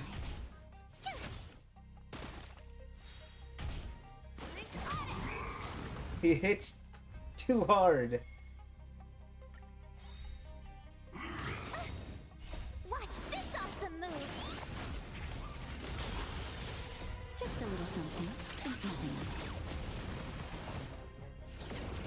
At least my Tasha has 7.5k for HP.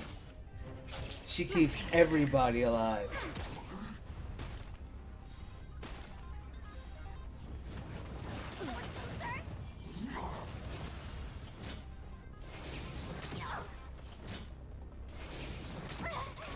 Wow. Nap time.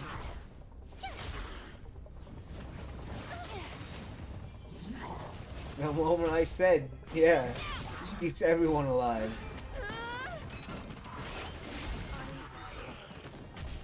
No, I don't think I did.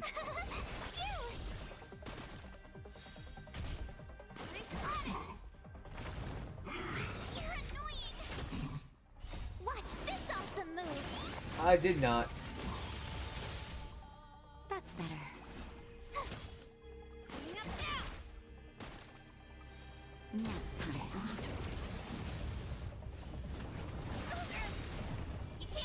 Alright, he's dead. Or almost dead.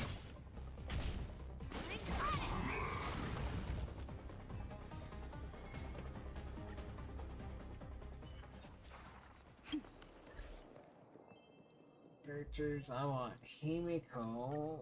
God damn it, one more. Okay, what I do, right, is do the brain went blank for 1 second. I don't feel like running to one of the, I'll just use this. And you're just gonna get a whole bunch of rice.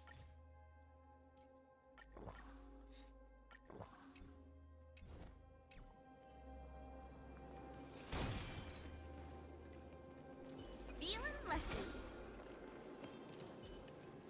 Freeze. Oh no, that's not what I want. And you've proven to me you can get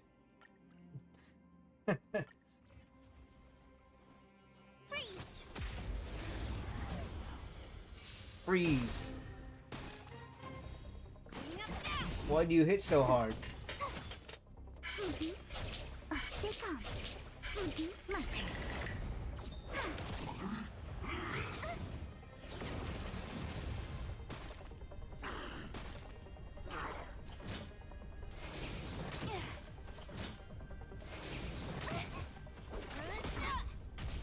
Nap time.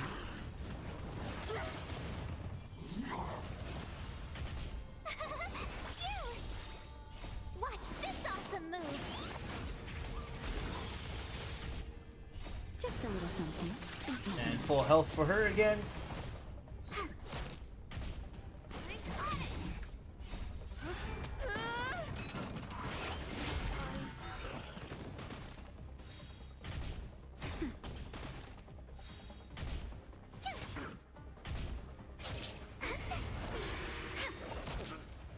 She doesn't do bad damage for a level 60. With like no real leveled up gear. Nap time.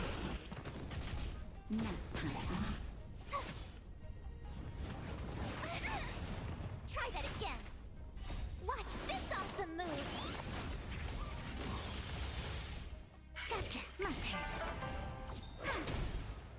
Oh, there we go.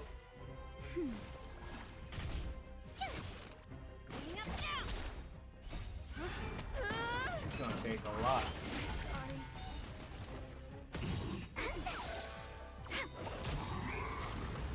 There we go.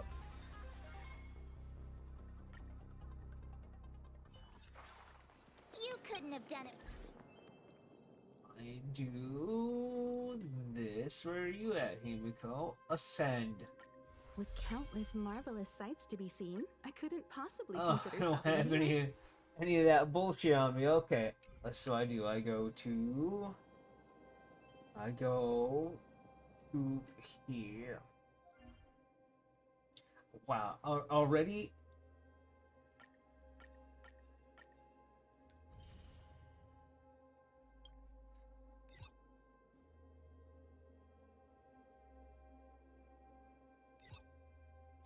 Need what I need for here. I need the special thingies.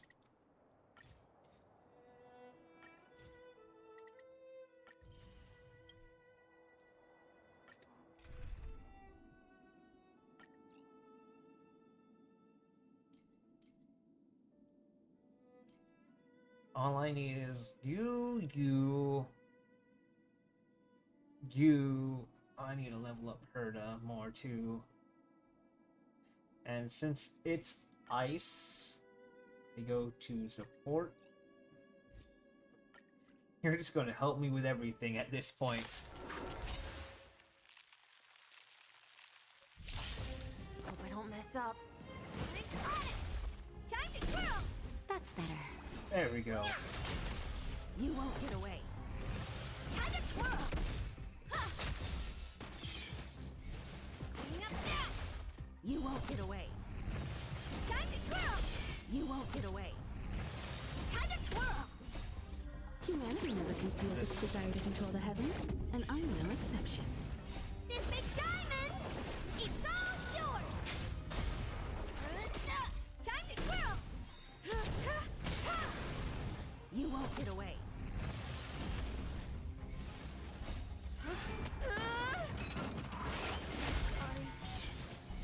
You won't get away.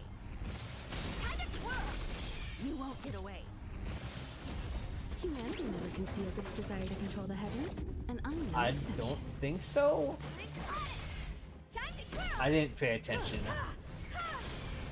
I'll check next time he does anything. Nap time. Oh, that was fast. How fast was that? 1 minute? That could be faster. No, that was his special. You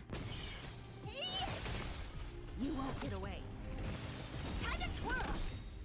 Humanity never conceals its desire to control the heavens, and I'm no exception. This big diamond! That was a waste of ults. You won't get away. You won't get away. Time to twirl! You won't get away. Time to twirl! Cleaning up now!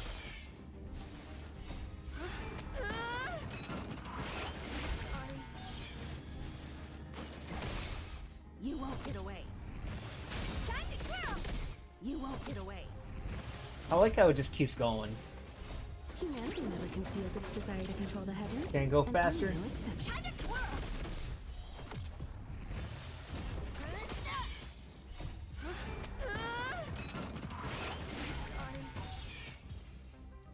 Was that under a minute?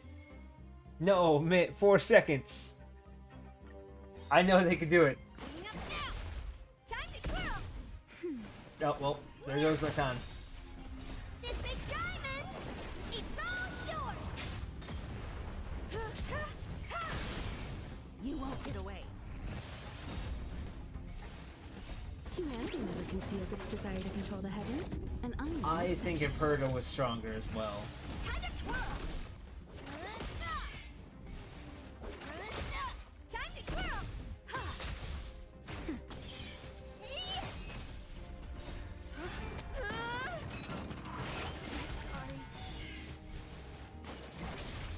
You won't get away. Time to twirl! You won't get away. Humanity never conceals its desire to control the heavens, and I'm no I exception. gotta level up Herda too. Cleaning up now! Time to twirl!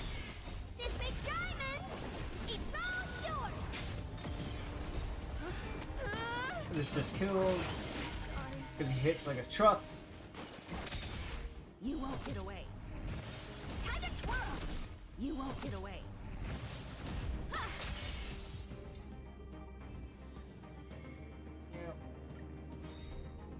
Cleaning up now! Time to twirl! Nap time.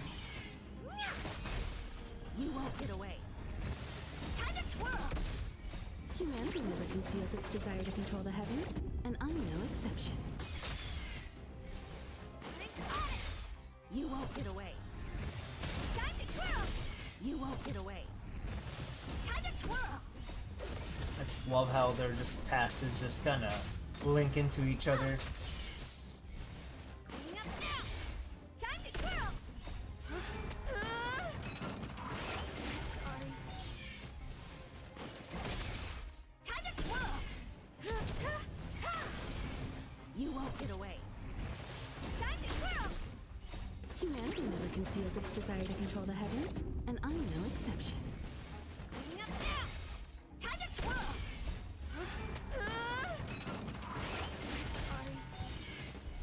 You won't get away. Time to twirl. You won't get away. Time to twirl. I'm on it. 1 minute. Go again. Cleaning up now. I need like a good handful of these. You won't get away. Time to twirl. This big diamond, it's all yours. Humanity I'd like to at least get conceals its desire to control Himiko the to heavens, and I'm no exception. level 80 real quickly. Cleaning up now. Time to twirl. Sorry. You won't get away. Time to twirl. You won't get away. Time to twirl. I'm on it. Cleaning up now. Time to twirl. Sorry. You won't get away. Time to twirl. You won't get away. Humanity never That was a conceals its waste. desire to control the heavens, and I'm no exception. Oh well. Nah, it's fine. Cleaning up now. Time to twirl. This big diamond, it's all yours. Nap time. Time to twirl. You won't get away. I'm on it. Time to twirl. You won't get away. Humanity never conceals its desire to control the heavens, and I'm no exception. Time to twirl.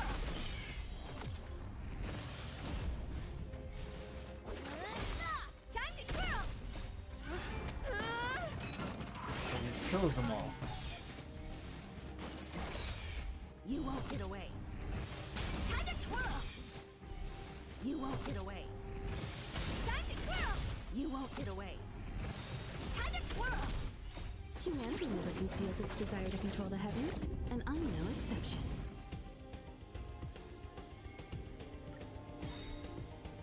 This big diamond, it's all yours. You won't get away. Time to twirl. I'm on it. Cleaning up now. You won't get away. Time to twirl. You won't get away. Time to twirl. Humanity never conceals That's its worse. desire to control the heavens, Himiko, why? and I'm no exception. I'm on it. Time to twirl.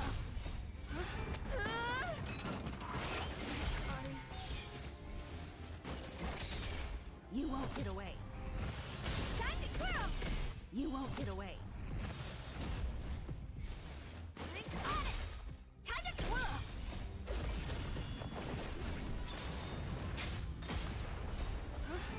No. Sorry. You won't get away. Time to twirl. You won't get away. Humanity never Okay, conceals at its least desire to finish control them the off. heavens, and I'm no exception. 6:30. Yeah, that's fine. I'm on it. Time to twirl. Nap time. You won't get away.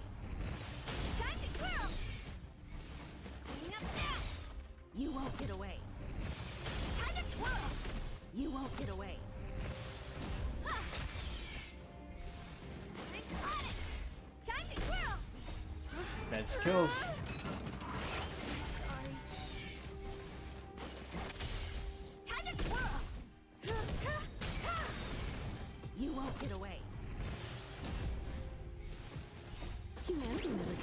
makes desire all to control the three. heavens, and I'm no exception. Oh, at least that works. This big diamond, it's all yours. Drink on it. Time to twirl. Sorry. Oh, that was fast. 58 seconds, let's go! Now let me use the last of this. Yeah, I can do more. I can do twice. Okay. Time to twirl.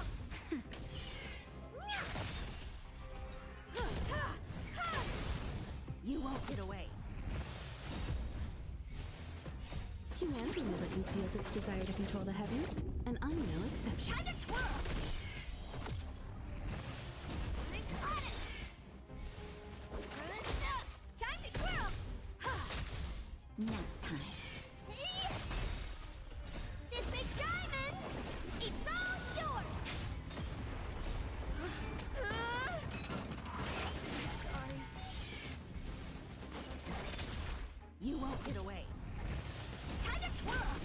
You won't get away. Humanity never should conceals its desire to kill- control the heavens, and I'm Should no break at exception. least.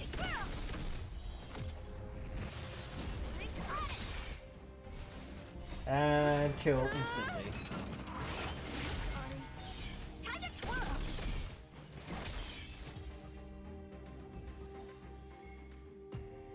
I have enough for one more, so let's go ahead and do it. Time to twirl. This big diamond, it's all yours. You won't get away. Humanity never conceals its desire to control the heavens, and I'm no exception. Time to twirl. Coming up now. Time to twirl. Sorry. You won't get away. Time to twirl. You won't get away. Time to twirl. Humanity never conceals its desire to control the heavens, and I'm no exception. Time to twirl. Coming up now. There we go. Oh, one more. And kill. Sorry.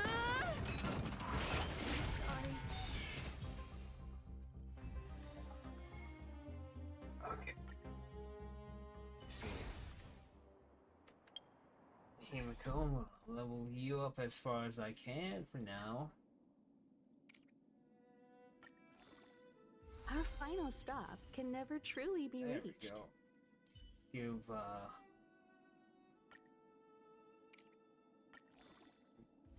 Give you just extra 2 points, Herta.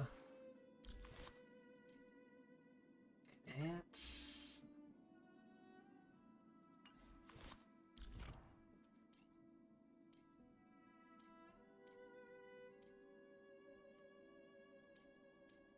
I'll come back to those.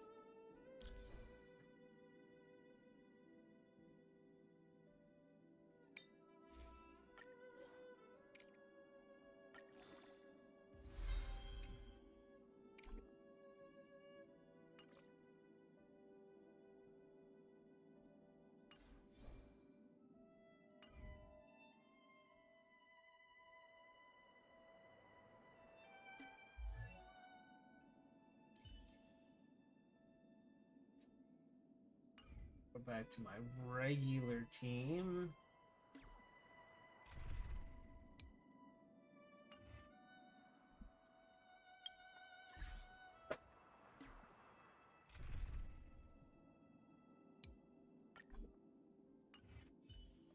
I like to do every now and then. Characters. Relics. No. Except you confirm. Confirm.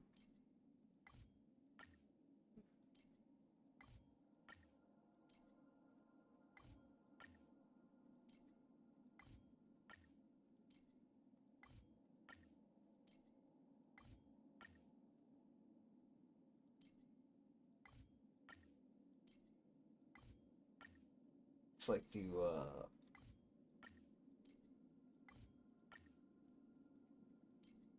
occasionally, maybe someone back here got something a little too good for them.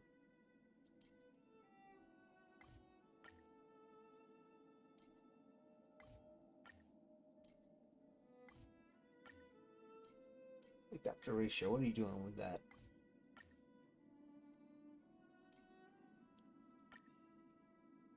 That seems about...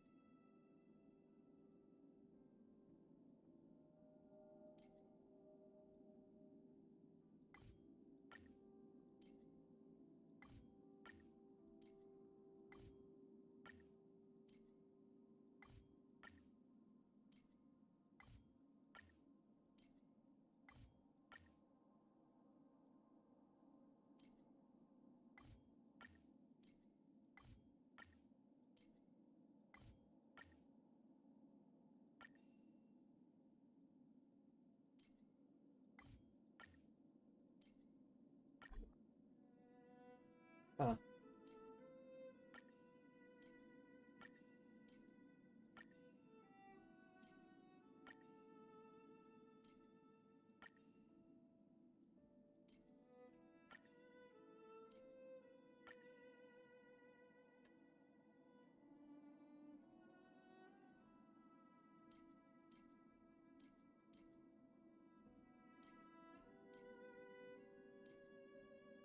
Somebody got something.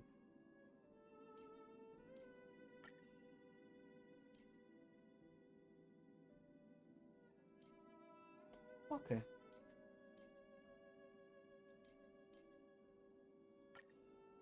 How did you go lower?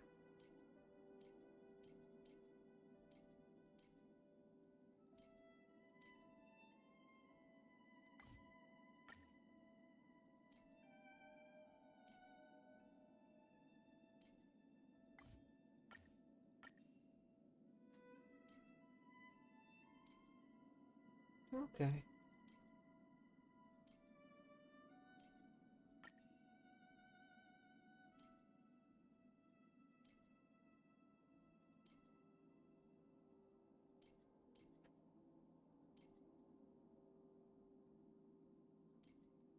Then you're always gonna have...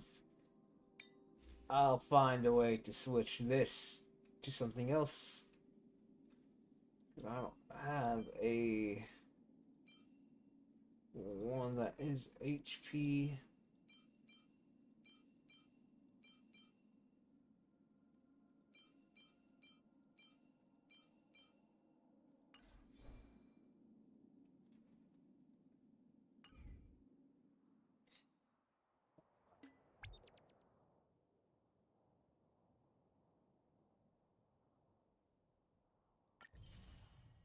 Come on, let's go. Ooh, I could probably do a roll.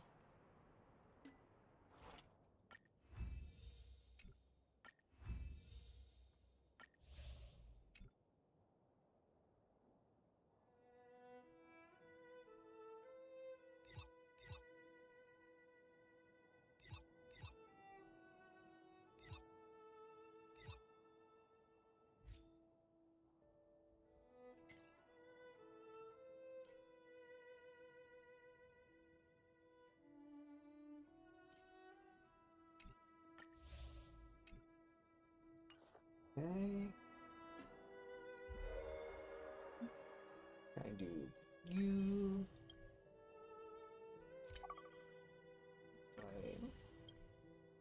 Flame.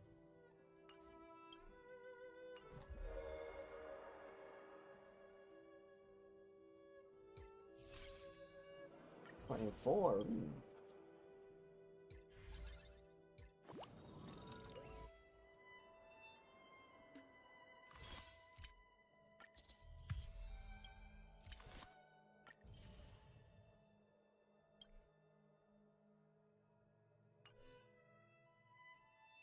See, now get to that eventually.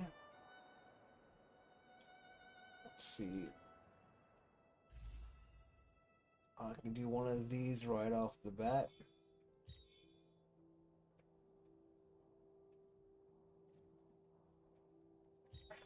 Let's see. If I have to. If I have to choose out of the two,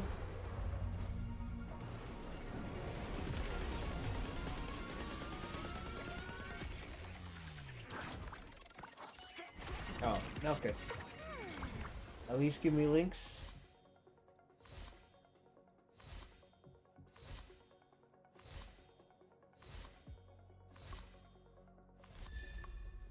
Nope.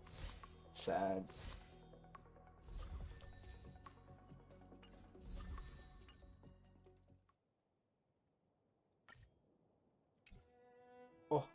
Oh, yes. Gimme.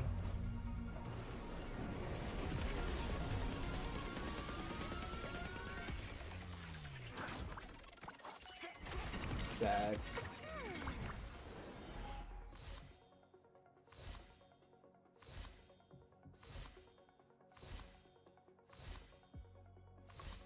Yeah, at least links. Serval, that's fine. I could give more to Serval in. Okay, let me see.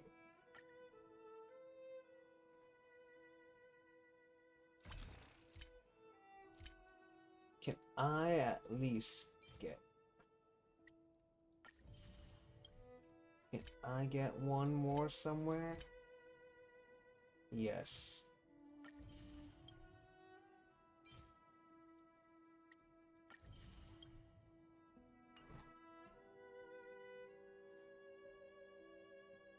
I just had enough for...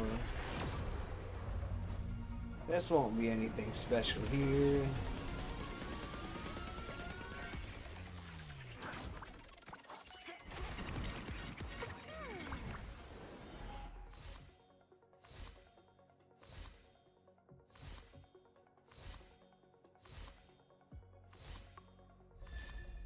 Wow.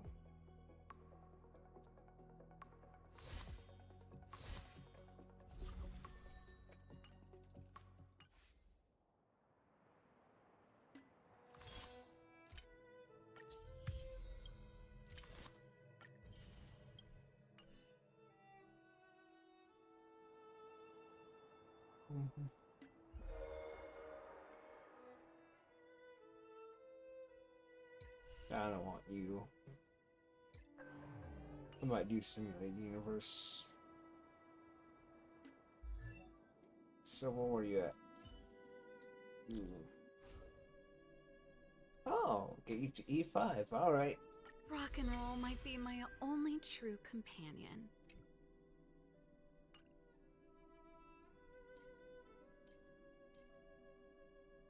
E6 and Tasha's pretty funny.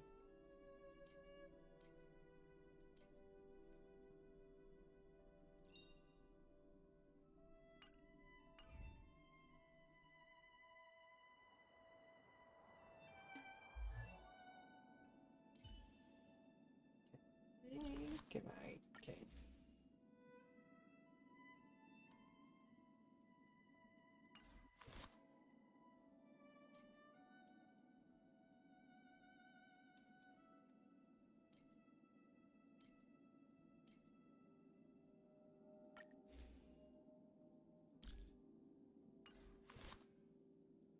What I need to do for you?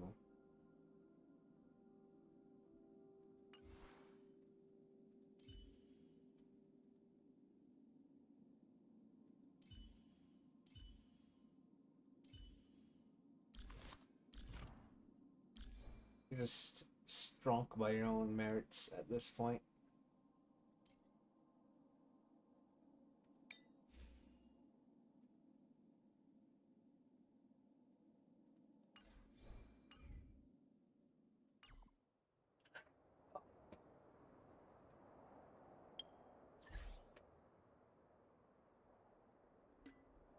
Ah, it's down to 1.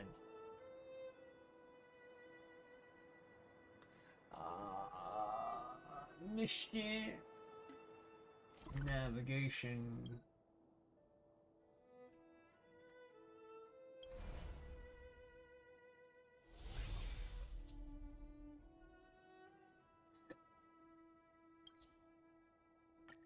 Gotta pee, gotta pee, gotta pee, gotta pee.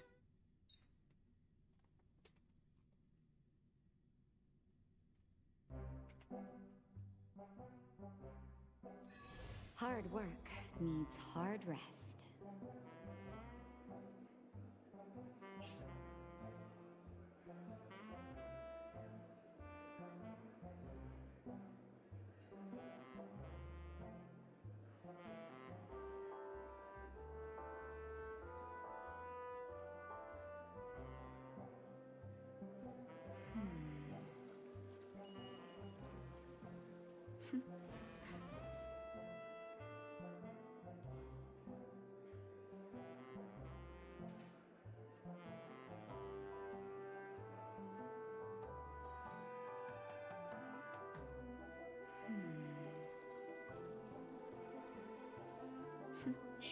Then I break.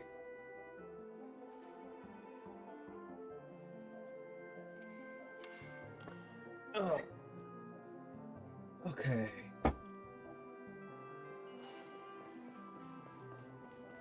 One Peach Soul Glad?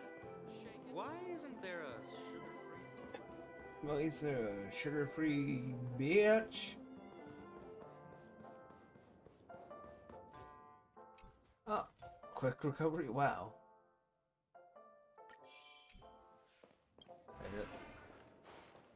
Welcome to Penacony, honored guest. Lie down. Do do do do. Alright. You shut up. Please relax. Feel the ebb and flow of your body. Just focus on breathing and imagine you're in paradise. Imagine a dreamland.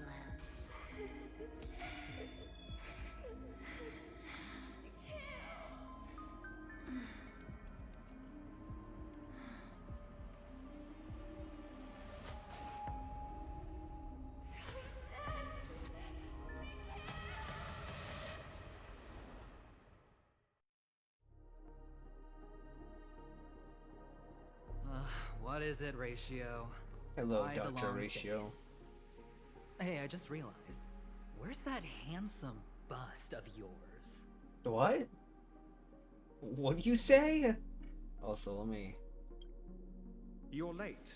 By 4 minutes and 16 seconds. You better have solved the mystery of Akavili's fall. Otherwise, I suggest not tangling with the Nameless. You mean you don't believe me when I say I truly wish to befriend them? Clamorous people do not make friends. Fun fact, the Atini Peacock boasts one of the universe's more jarring songs, and your choice of attire is somewhat peacock-esque. True.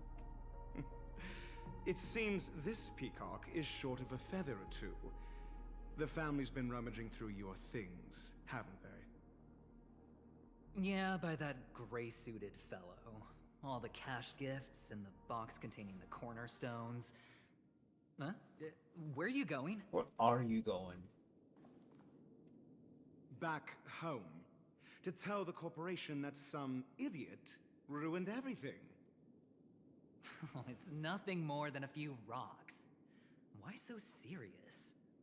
Who cares if they're gone? Without that aventurine stone, you're nothing more than a doomed Sigonian thrall, sentenced to die by the IPC. Or is that serial number on your neck a cherished memento from the Amber Lord? You're funny, I'll give you that. It appears our erudite friend has done his homework. It's my job. How would a gambler wrest Penacony back from the IPC otherwise? Don't worry, Doctor, I have my ways. The family fears interference from the IPC, hence their constant intervention.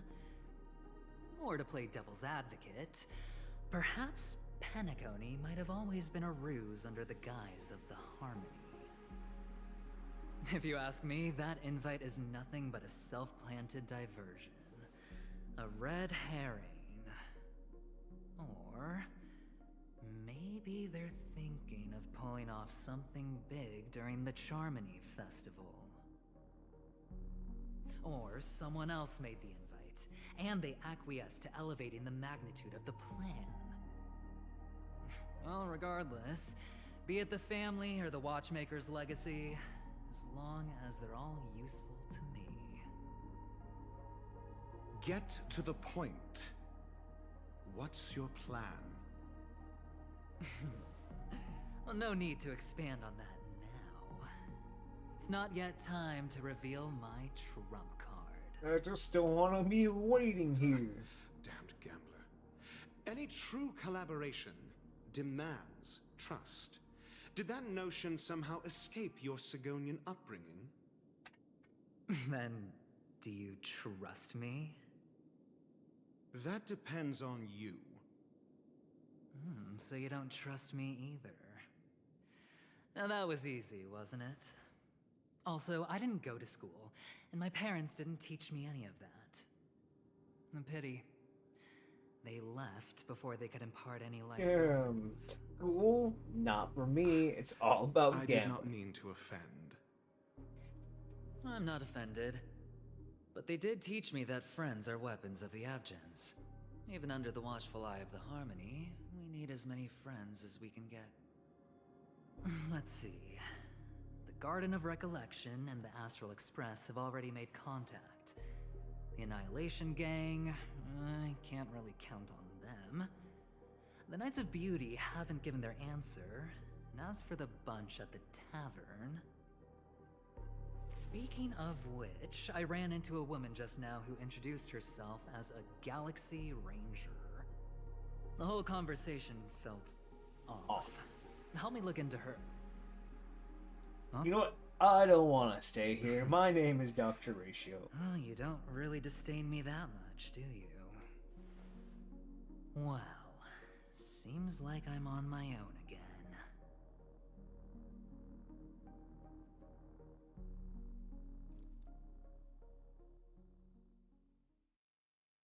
So this is the dreamscape? The atmosphere here creeps me out, and what was that weird noise just now? It's that weird noise. Alright, what's over here?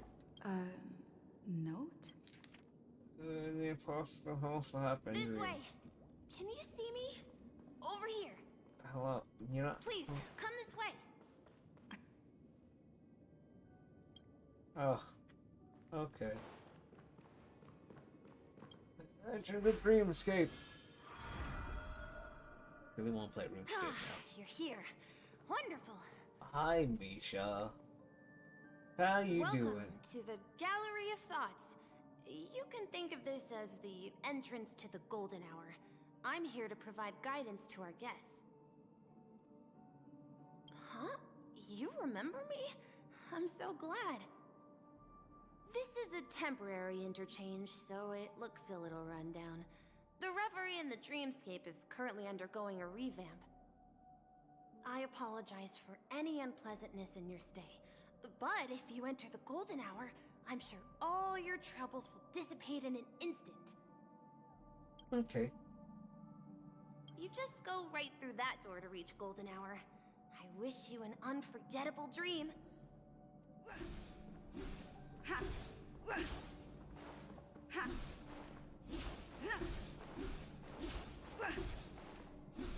Behind this door is the real Penacony. I'm looking forward to it.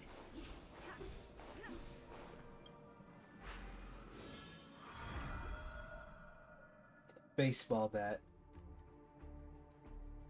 I hope they're... Oh no, it's gonna be story. It's all gonna be story, oh no.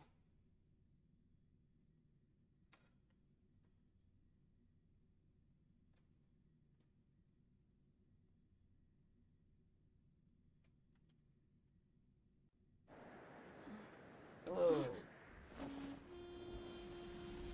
No, this is a dream.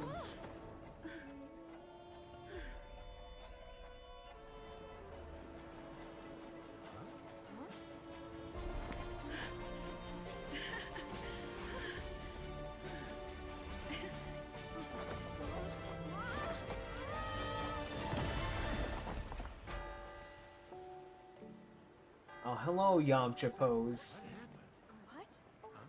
Oh, what's gonna... I can't believe they snuck in the Yamcha death pose. Are you alright?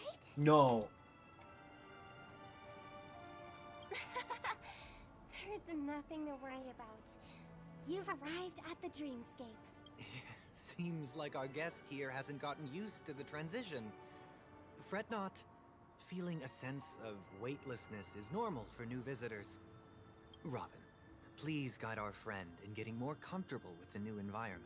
Leave it to me.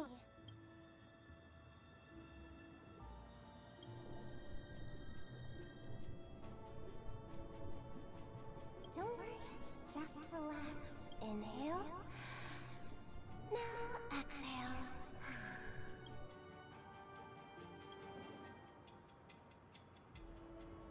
You should be feeling fully in control now. Welcome to Penacony. Whoa. Probably. I merely changed your state of mind for you to feel more at ease. Relax. Just did some tuning on you with the resonance of the harmony to allow you to control your limbs freely in the dreamscape. Essentially, the dream of Penacony is a world formed by Memoria. Only by fully understanding its nature can you move freely within it. It's like learning to swim. It's easy to sink at first when you aren't accustomed.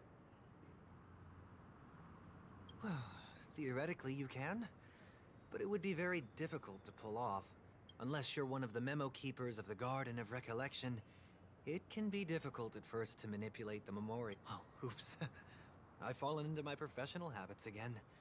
I just can't seem to shake off this urge to be a know-it-all. Don't mind him. He's always like that. Alright, let me have control. March, what the fuck you want?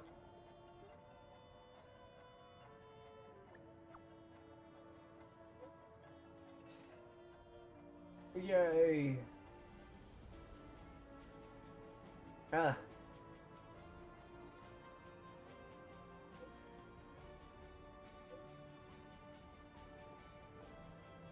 Why don't we split up?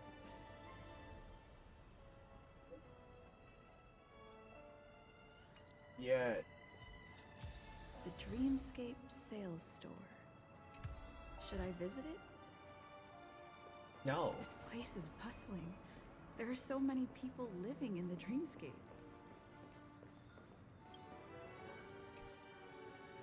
I'm just gonna look around. Oh.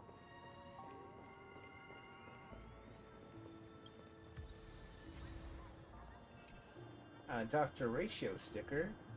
First off, are there trash cans anywhere?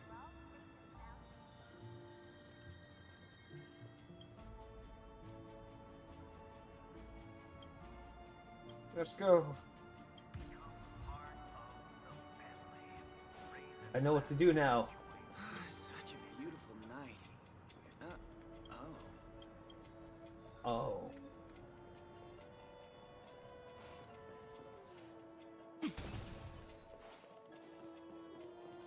Come on, then. Found it.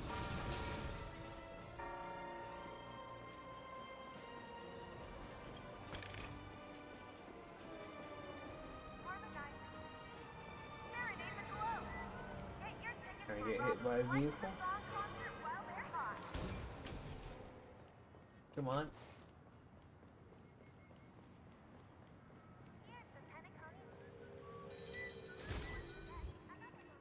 Rules are made to be broken.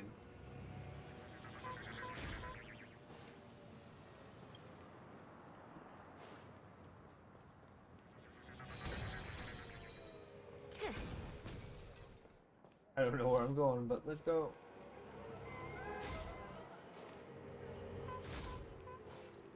Yeah. Get out of my way.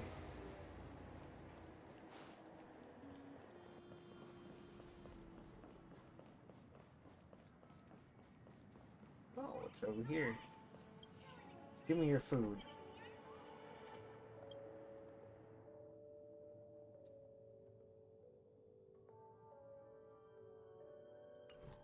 I'll come back for all this when I have extra money.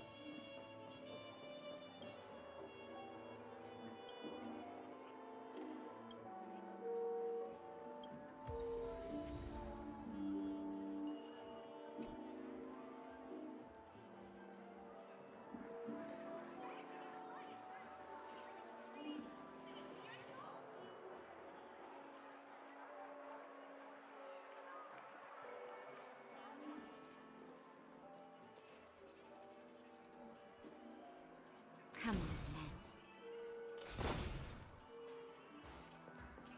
According to the map, this is the... Trailblazers from the Astral Express. Welcome to Dreamscape.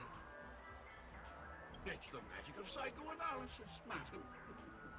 Dr. Edward is happy to Doctor? I don't need a doctor looking at my mind. to experience all sorts. I'm not mistaken. Please be rest assured that Dr. Edward will provide the best service you can find. And that's the antibody analysis. It's a contribution from an anonymous donor and is said to contain the memory of the fallen Eon Nakivili. I can assure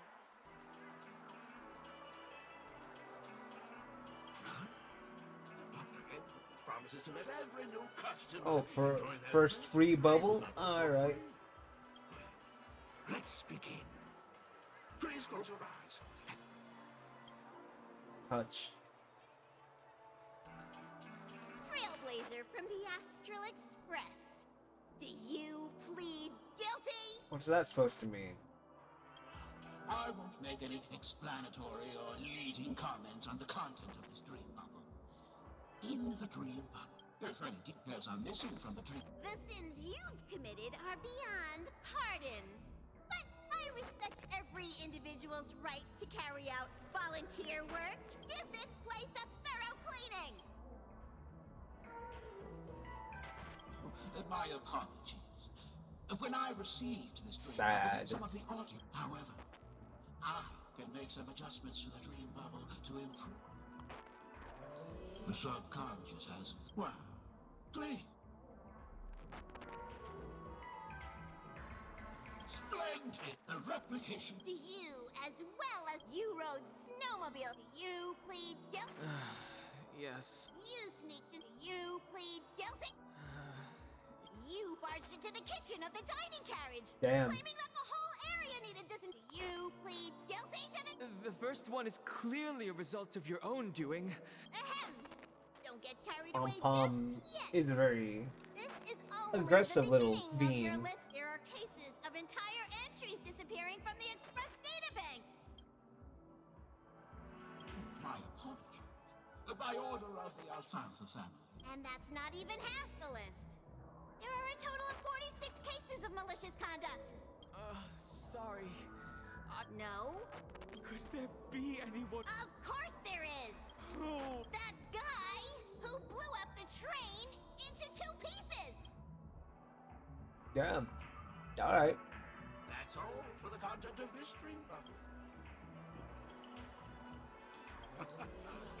This dream bubble aligns with... This dream bubble is indeed price. Yeah, fuck it. Thank you. Oh, I was hoping I would find some clues about the Nameless up here. Well, can't expect it to be that easy. Nope. She went that way. Get her! What? What's going on? What's all the commotion about? Watch your step now. What's happening here? Don't even think about running away. You stowaway.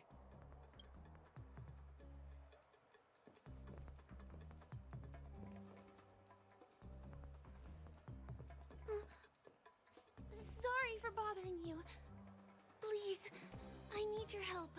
You got special eyes.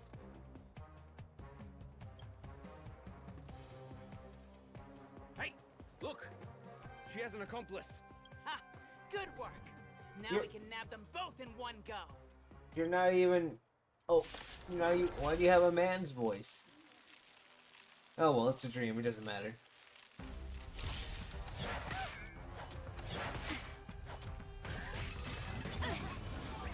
That's better. Oh, this is.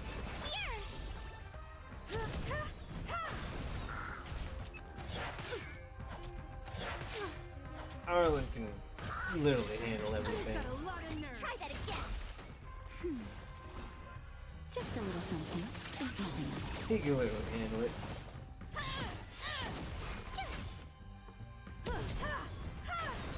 As long as you can put burn on things, I'll be fine. Let me pay you back tenfold.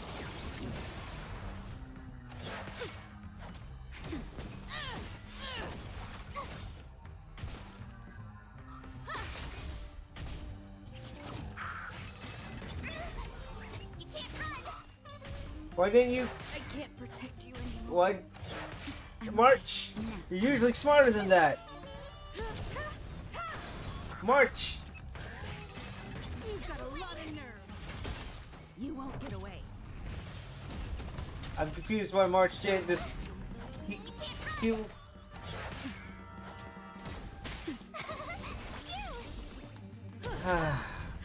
March, you're dumb. Humanity never conceals March is its dumb. desire to control the heavens, and I'm no exception. Try that again. Watch this awesome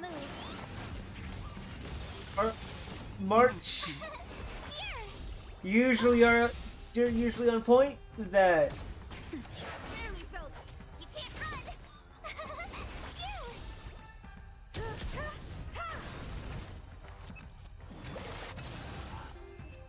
Whatever. It was only one round. Arlen usually has it, and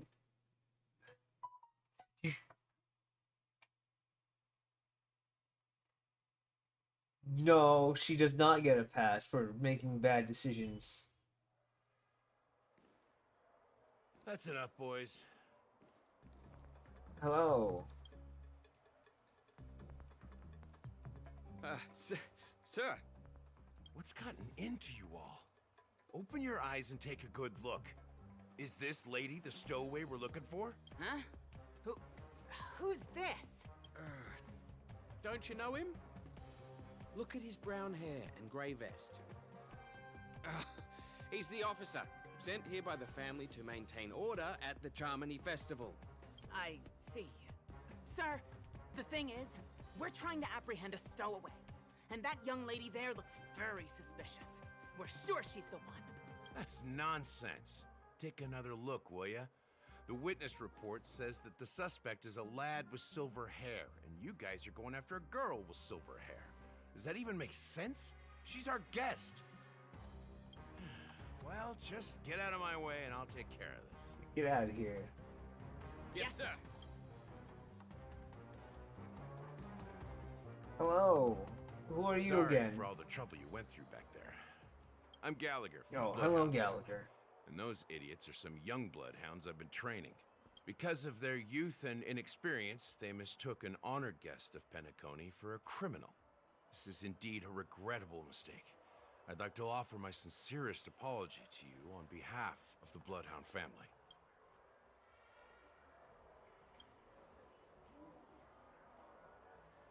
Bloodhound family are guards of the Dreamscape. We're in charge of security here, and our duties include arresting people who try to enter our world illegally. We got a tip that some criminals were planning to take advantage of the festivities around the Charmony Festival to sneak into Penacony. Now that the festival is just around the corner, there are likely many shady characters lurking around. Huh? Don't worry. I believe this is just a misunderstanding. Thanks. Without your kind help, I wouldn't know what to do. Just part of the job. I need to get going. If you need help, you can reach out to me through the young bloodhounds in this area. I wish you an... Who are you? I owe you a big one. If it hadn't been for you, Are you Clara 2.0 here? By the way, I've just noticed. You're a nameless, right?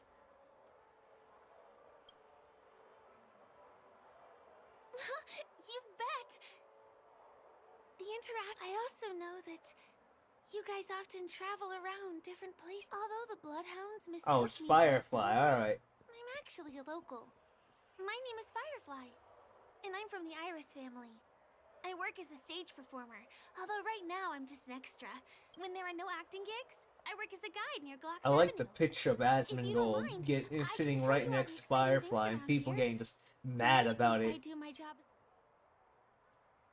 Well, I'm not booked for any performances, and most visitors to Penacony don't need tour guides anyway.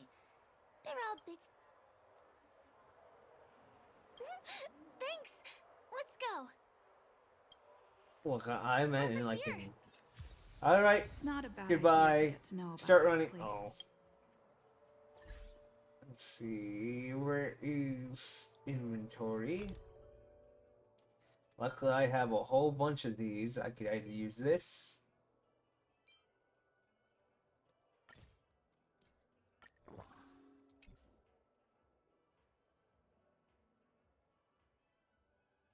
And you can just eat rice.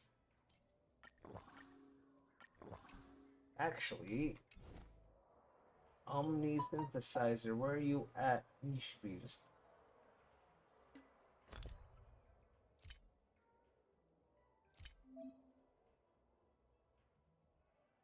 Oh, I...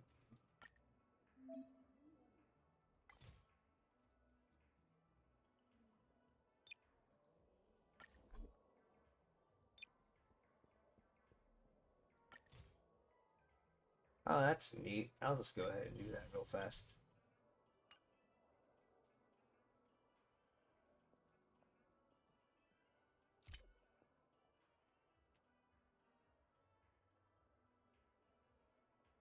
Hey Noel, how you doing? Mew, you mew.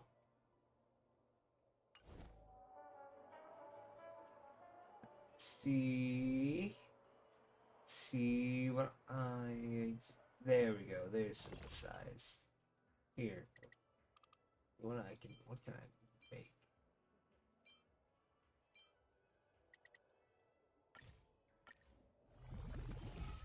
Remember, I need all that solid water.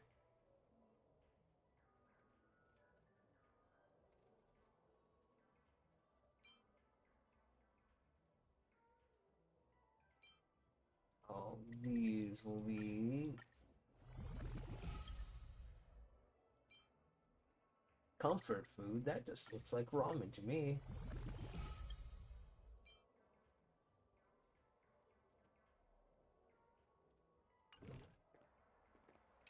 Alright, where the heck are you going?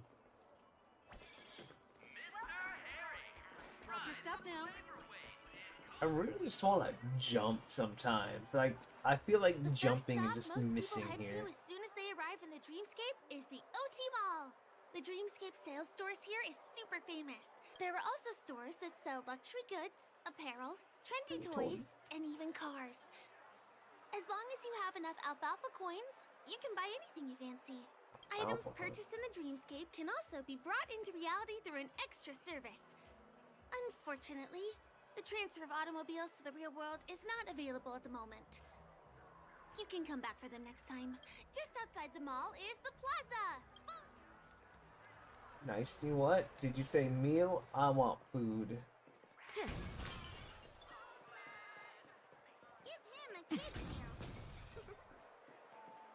We're here. Hey, have you ever heard of this saying that goes, in a dream, hunger is the most precious spice? Well, you can find all kinds of local delicacies here. Clocky pizza, oat cake rolls, alfalfa salad, and the classic Soul Glad. Feel free to pick up an... You're welcome. Oh boy, give me food. Burger. Pizza. Are you done ordering? I love their oat cake rolls. Well, that's why I only have one per day. Only Let's one walk per a day. bit. It's time. But burger.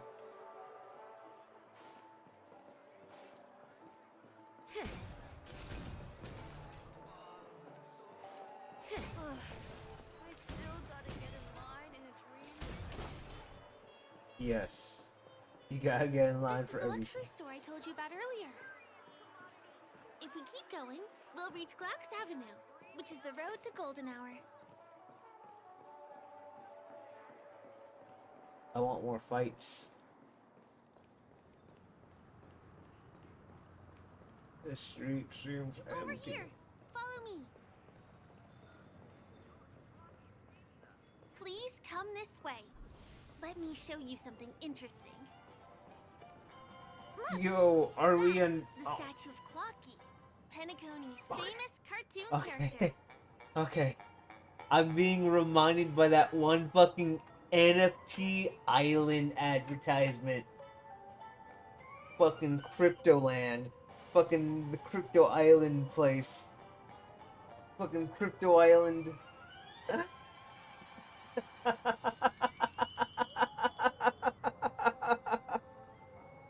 Okay. It's the oldest and most famous animation from Penacony. It follows the adventurous life of Clocky and his friends in the town of Dreamville. To date, over 10,000 episodes have aired. Only 10,000?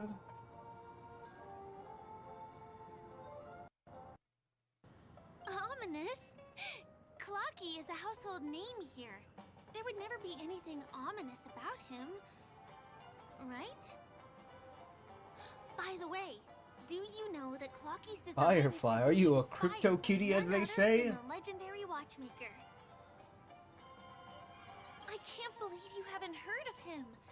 He was a legendary tycoon in the history of Penacony, the founder of the Dreamscape, the man who turned dreams into reality. Literally. There are different stories out there about the watchmaker's origin. Some said he was a traveling merchant from beyond the sky. Some claim that he was exiled to Penacony as a prisoner. And some speculate that he wasn't even a real person, just a symbol. The true story is anyone's guess, but everyone aspires to emulate his success and be the next watchmaker.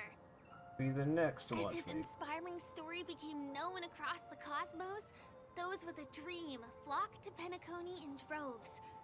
They held feast after feast, eventually building the planet of festivities we have today. Everyone in Penacony knows this name. What's the saying? Cartoon character Clocky is portrayed as reckless and full of hot air. But I believe the real watchmaker was a nameless. After all, creating the dreamscape sounds like just the kind of thing a trailblazer would do. Probably, maybe. Hold on. If the watchmaker really was a nameless, wouldn't that make him your Are you just trying to sell me a? Would you like to take a picture with him? Are you just trying? I knew it. Of course not. What were you? Hey!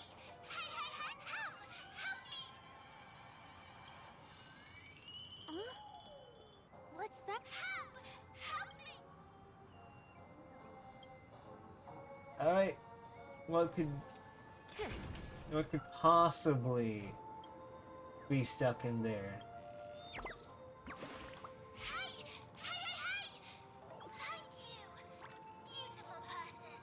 Tracer from Overwatch.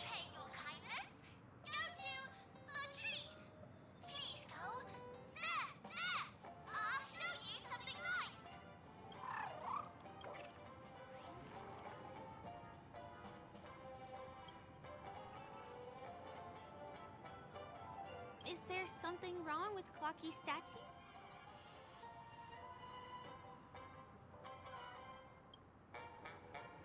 A bird with sharp edges and well?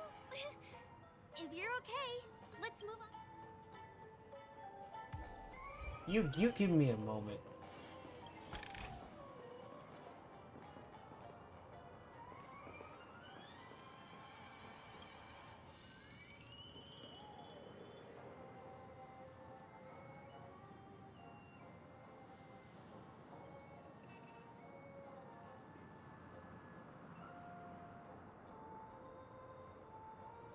Okay. Checked off the list.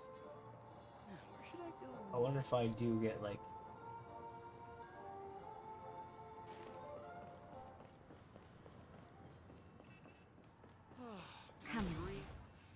Can you see that building in the distance? That's the famous Grand Theater, another great landmark of Penacony. How do you get up there? Has a pretty unique shape, doesn't he?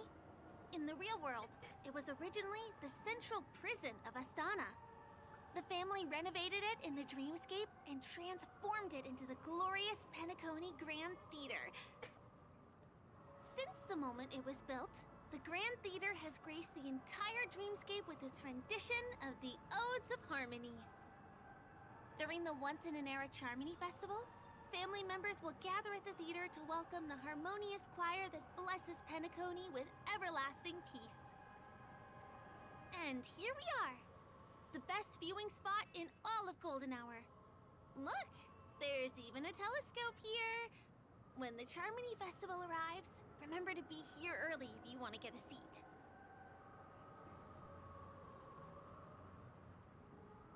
Okay, what am I? Licking tails or no? Yeah, no. Next, I want I'll to bring look you somewhere around. you can really have fun. Cake, soda, fresh baked pizzas. You had me at soda and pizza.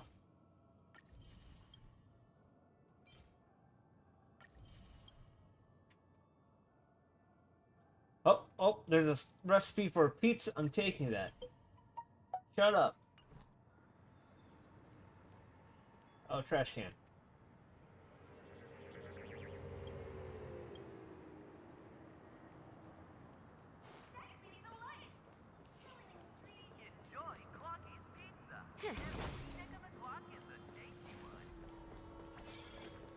Oh.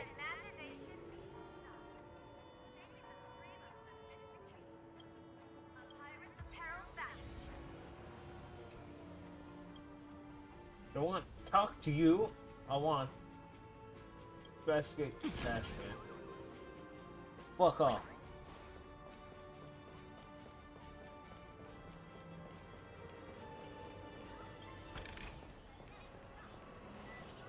Okay, where are we going?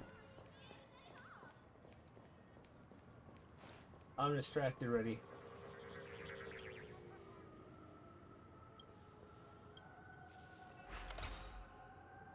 Oh, what kind of puzzle is this? Oh.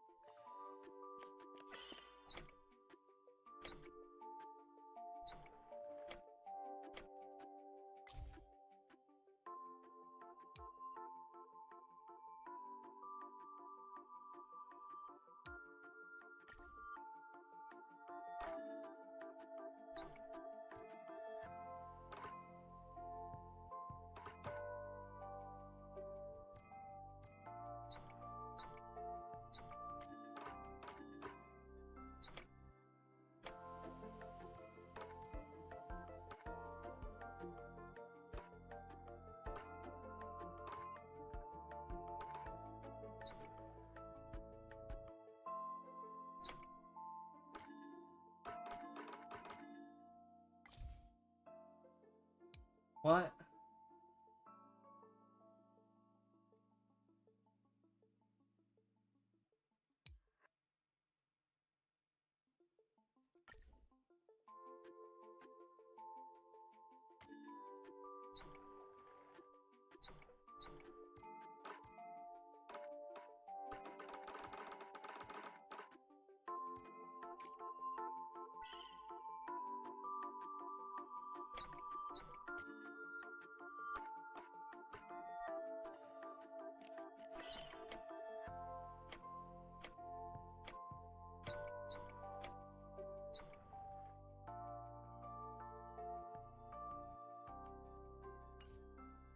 No, I'm confused. What?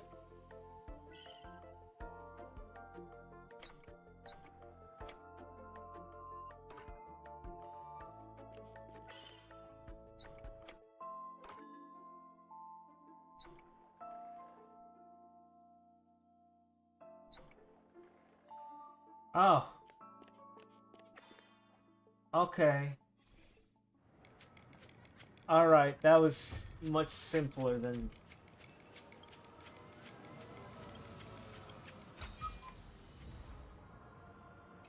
That wasn't actually as bad as I thought it'd be.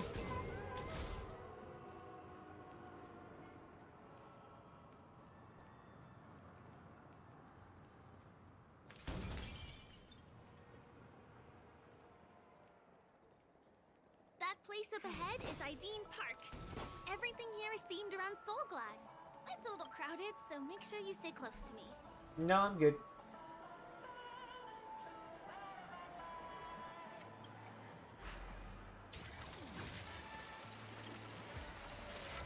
Money. I already lost you. Oh. This is the largest park in Golden Hour. It represents the soda culture of Penacony. The gigantic soda bottle houses the headquarters of the Soulglad Enterprise. I'm glad this is a place of soft drink. Soulglad is said to have originated from a sweet medicinal syrup popular during the prison era. Invented by a man named Sousa, it was thus called the Sousa Juice. Ideen, an interstellar traveling merchant, saw Ideon then carbonated the beverage and renamed it Soulglad. He also pioneered the school of thought known as Syrupism, in which he promoted the consumption of Soulglad as a new kind of lifestyle. And just like that, he created a commercial miracle. Did you know? One of the ingredients in the original recipe for Sousa Juice, known as Dreamleaf, has gone extinct. That means the only place you can get a taste of Apocal Soulglad is in Penacony's Dreamscape. This is also the only place where one can fully experience the core values of Syrupism.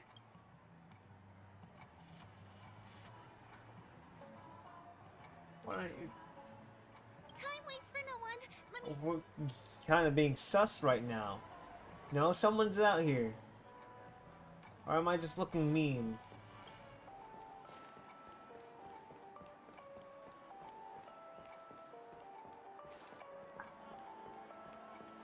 Let me just explore.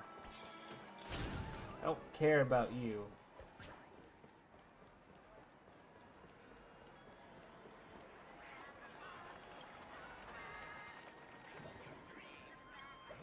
You good?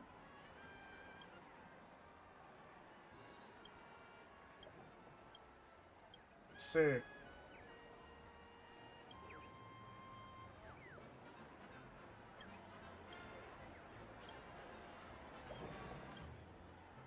You know what? Fuck it.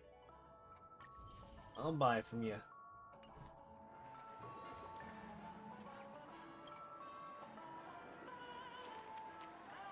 Ice cream that just floats.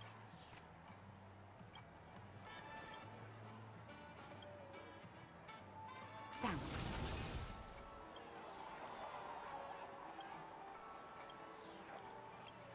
Oh, ice cream is gone. Who cares if everything's full of sugar? Oh, can I? Yes. What do you mean in current state?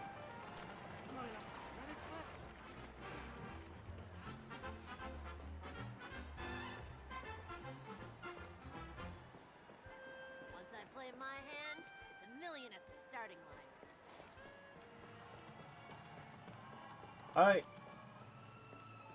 Where are you taking me? See these musical instruments playing themselves with no human performer in Penacony? Many objects and facilities have gained self-awareness due to the influence of the Memoria. Alright. After being tamed by the family, some of them form the Sweet Dreams Troupe to provide entertainment for guests. Be careful, though. Sometimes these animated objects can be affected by dangerous emotions or memories, and, transform into the destructive Dream Jolt Troupe. If you ever run into them, go ask the security guards nearby for help. No, we beat them up.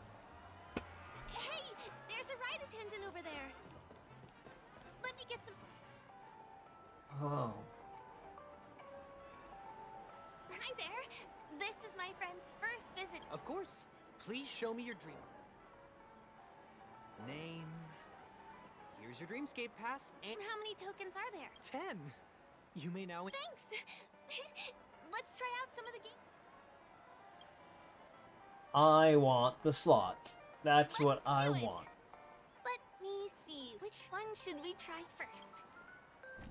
Since this is your first time here, I say we start with the easiest games. The Dreamy Slots and Lucky Wheel are pretty straightforward. Yay. Wow! You won something on your first attempt! Impressive!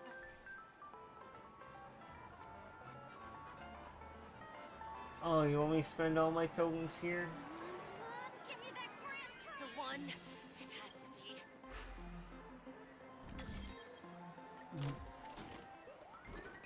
Alright, what is this big thing? Oh!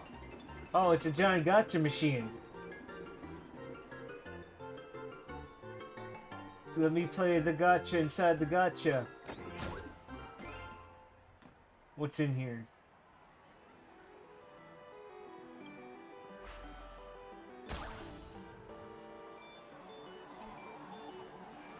Where else can I spend my stuff?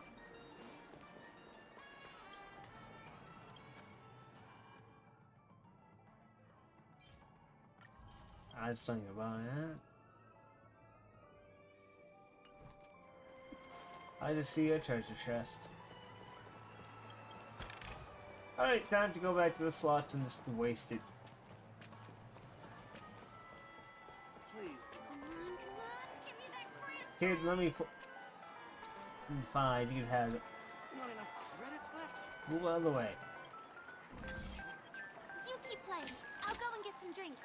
Yeah, you get some drinks.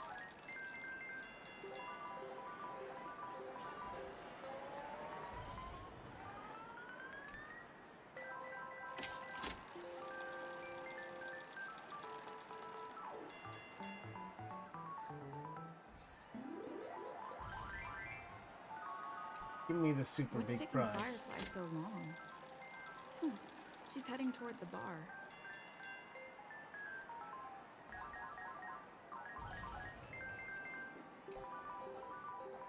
You know what? I don't care. I'll save it till the one. Ooh, super big prize. What do I get? Not enough for me. Please do not hit the entertainment facilities.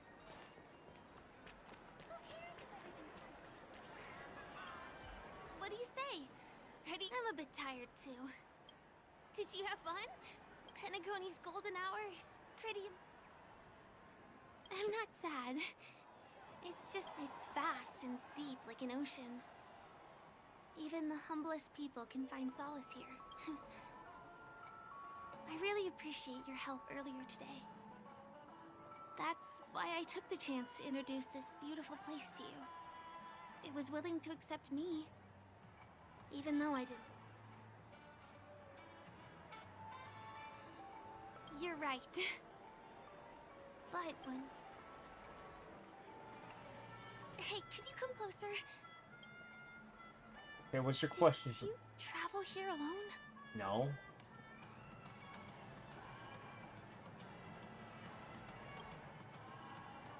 Oh, I see. I'm not sure whether you realize it or not, But I took you through a very long scenic route and visited all kinds of places just now because... Are we being followed? Don't turn around.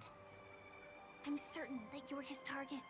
I wondered whether he was a friend of yours, but my instincts told me he wasn't. He's about 5 feet, 11 inches tall, give or take. Judging from his strong build, it's clear that he's well trained. He walks in long strides, but his steps are light and barely audible. That way... He looks like a skilled fighter. The covert kind. He has large palms, yet his fingers are slender and nimble.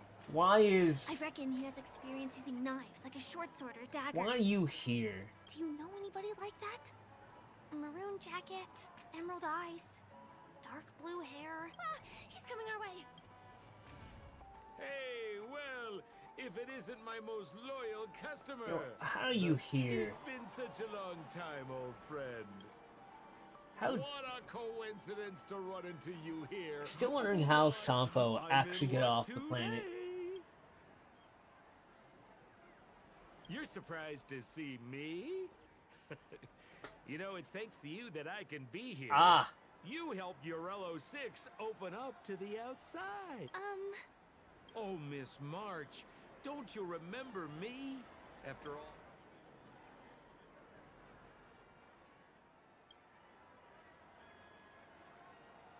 My name is Firefly? Oh, no wonder. I was just thinking, there's no way. It's my pleasure to meet you. My name is Sempo. And I'm an old pal of hers.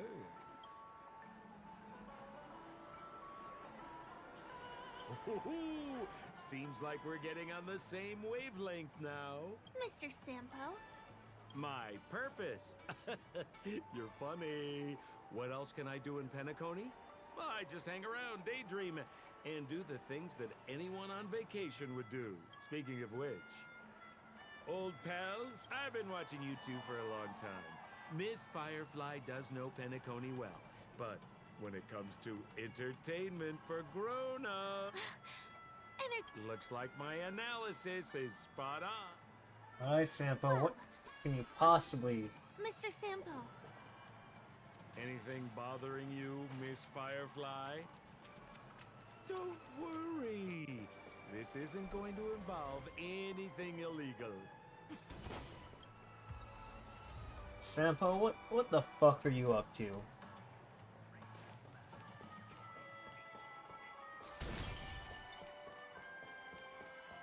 Come on.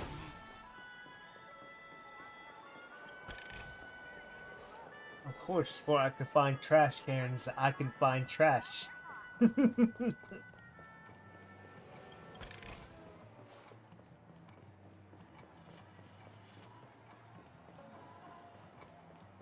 Okay.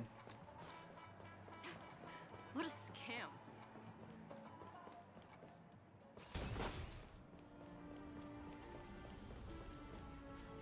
It takes a long time to reach the other side on foot.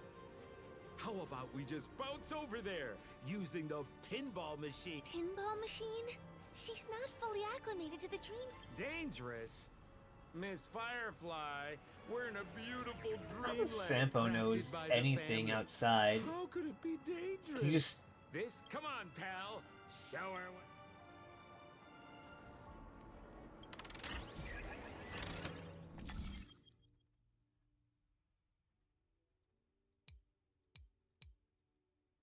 Oh, okay.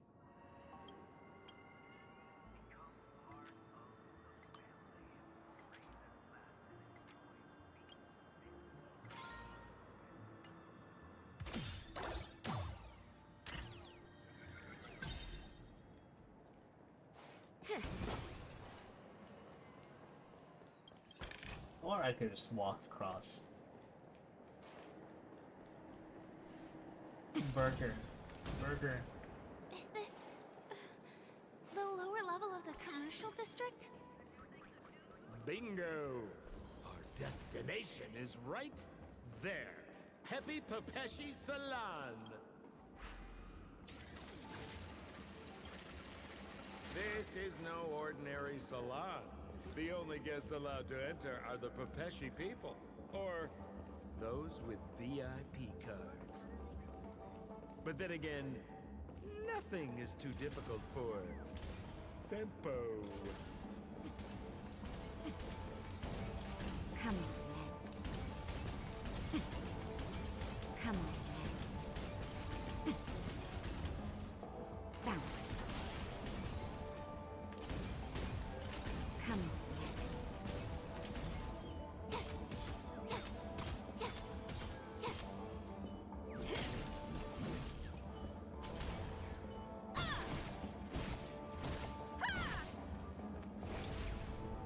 No, everyone gets extra damage. Here we are again, pal. Oh. Right. I have How many of you? 3. Show me your VIP. No problem. I'm talking about. Well, how can can you make an exception and let them in? No, I can't break the. Well, seems like we can't go in. Yeah. Just stay cool. Let me. Okay, so we aren't going in anymore. But the moment of betrayal. The clown. Clown? Just be patient. Sure thing. I'll deliver your message to her. Please wait here. Ah. Why does he have secret codes? Here's the items you asked for. Miss Thunderbolt said these alone wouldn't be enough. She wanted you to have these broken dreams. Miss Thunderbolt is such a... Now, we're only short of one item, which we might be able to find in...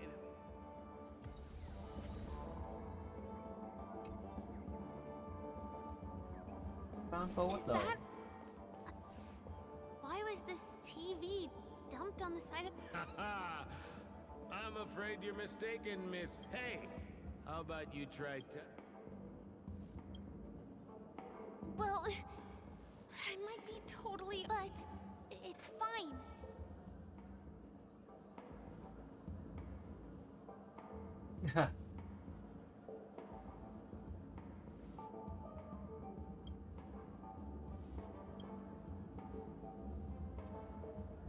Oh.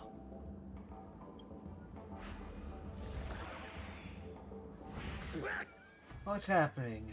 Wait, what? Why did you turn into this thing?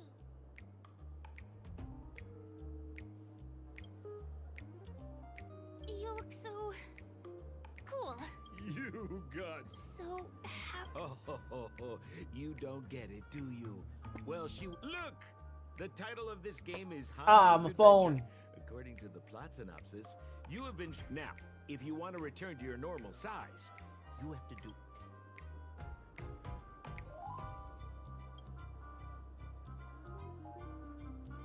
Ooh! Here it says, enter the door... We'll cheer you on.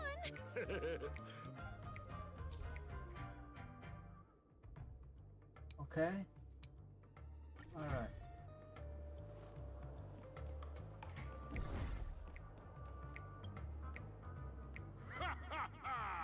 I finally caught you, you little Hanu! Oh, look how small you've become. You won't be able to escape this time!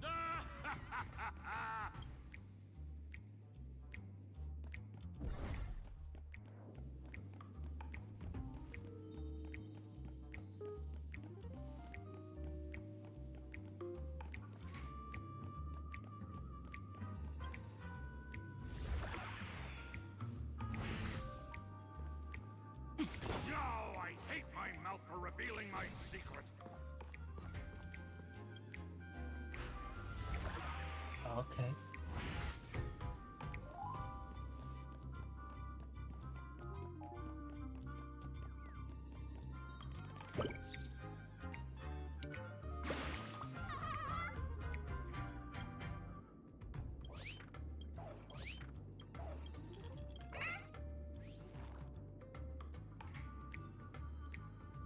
Kinda looks cool. Actually, I like this.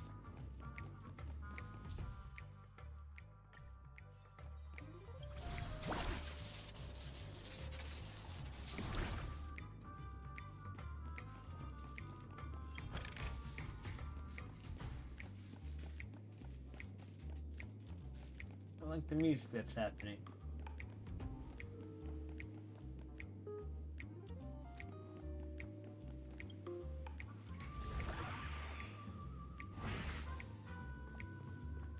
Come on.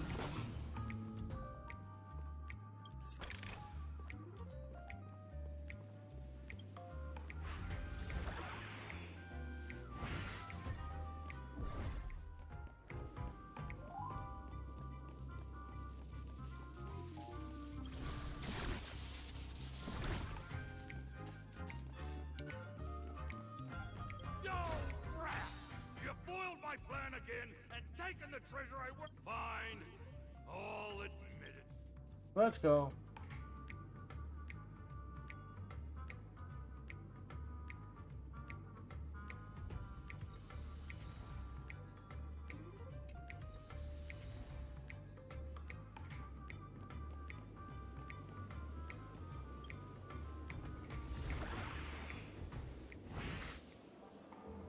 Okay, Sampo, what the fuck do you want? You're back. I see. Look at that! You did great! Now that we've got everything we need, we just need to go into a dream. Oh, what does Sampo have? I'm so confused. You've had quite a bit to drink.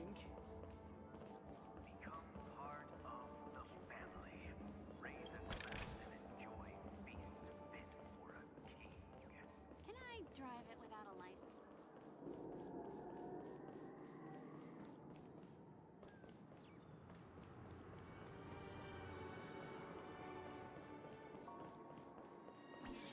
This road, are we heading back to the OT Mall? That's right, Miss Firefly. That is where the good stuff is. Hey? Welcome to Dreamscape, trailblazer of the Astrolix. Hello, Edward. I'd like my friends to try something fun, if you know what I mean. My guest, Doctor. A superb idea, sir. Let's... Well, this is a service we offer to our long-time customers. You can submit dreams you've recently had to me. How long has Sampo been here? I'll be able to turn them into We weren't on Space China that long. experienced repeatedly.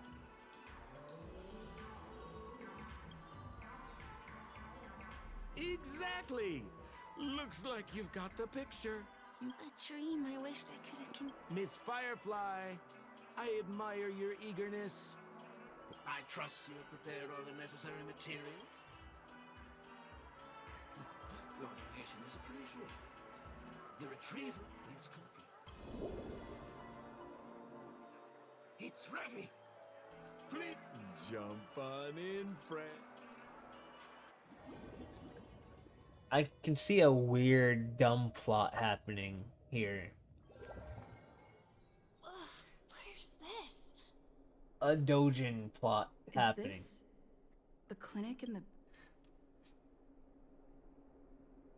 Oh, no need to be hasty now. You should take a moment to get used to the feeling of being... Is this...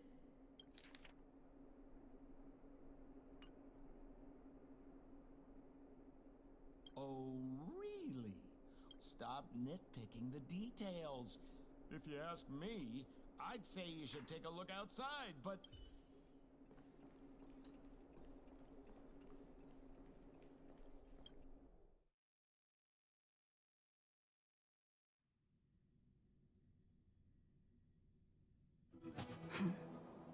What?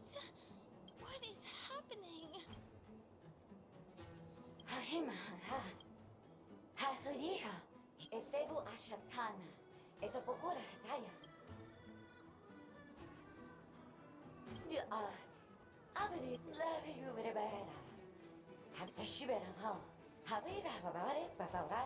What's happening, Sampo? What are you?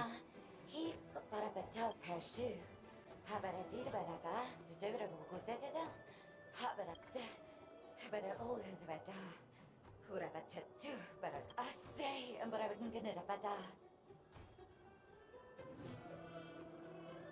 think she's trying to say that.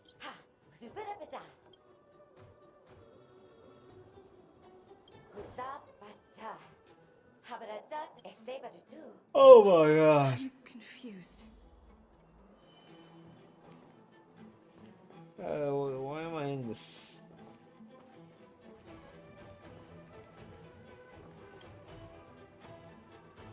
Ugaha. Ka? Momaha apasakata.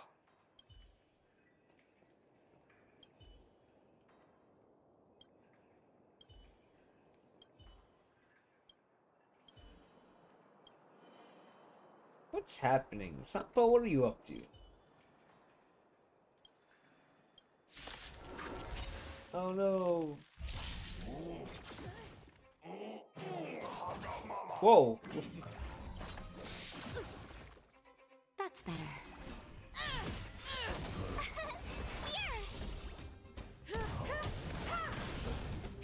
Ah, I see. Whoa. Watch this awesome move. Well, I should be able to survive. Try that again.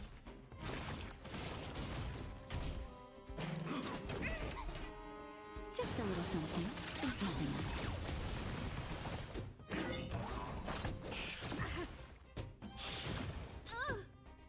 Humanity never conceals its desire to control the heavens, and I'm no exception. You just gotta beat up the trash can, that's all.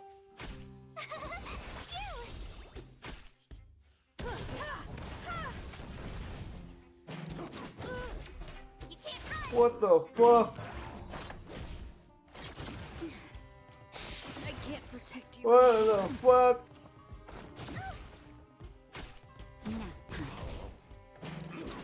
I don't want to be alone. What the fuck? I'm okay. I'm okay.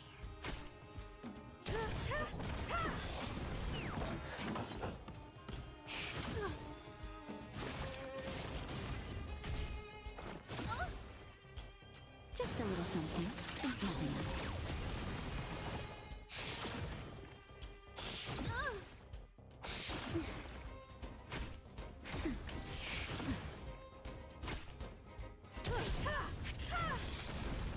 Humanity never I'm so conceals its confused. desire to control the heavens, and I'm no exception. I'm okay. Just a little something. Nothing. Barely felt it.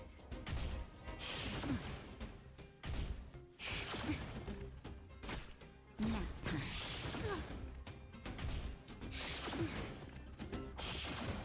I'm okay. Just a little something. This might take a while.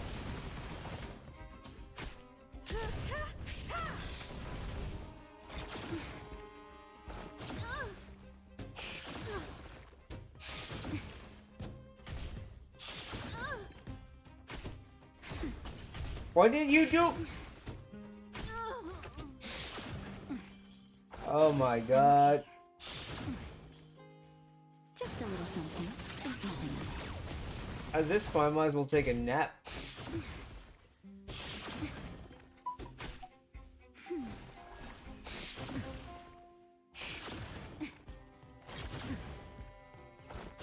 I'm okay.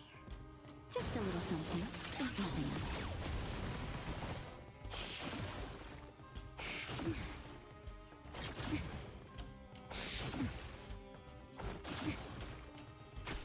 Nap time. Just a little something. Nothing. Luckily, Natasha had all this goddamn health. I'm okay. Just a little something. Nothing.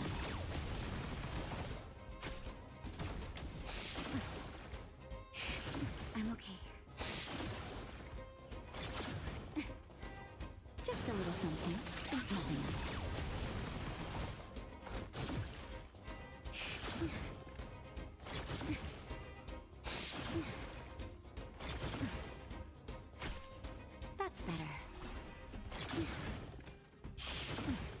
Well, time to wait.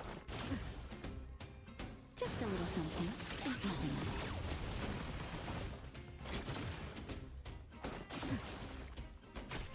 Nap time. I'm okay. Just a little something. Nothing.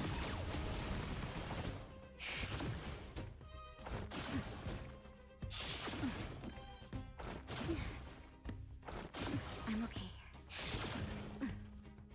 Just a little something. Nothing. Or at least she's focusing one of them.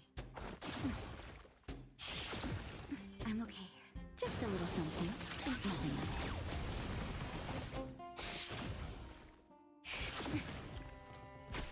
Nap time.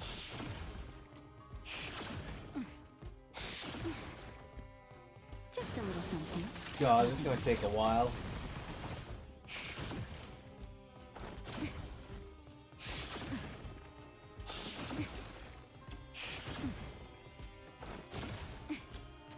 Just a little something. Nothing.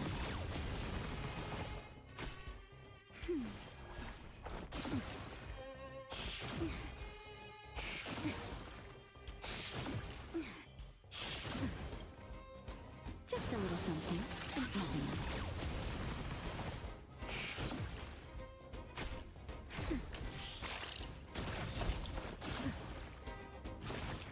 No!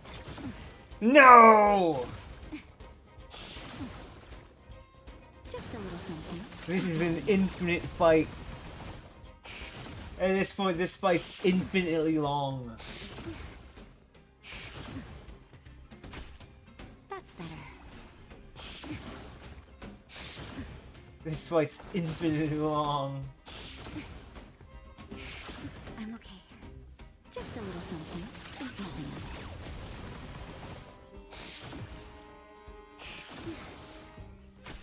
Nap time.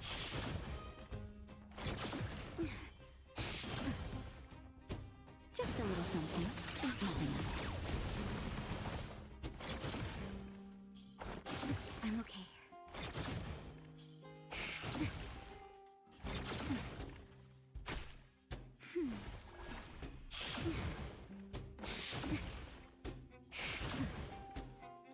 Just a little something. Nothing.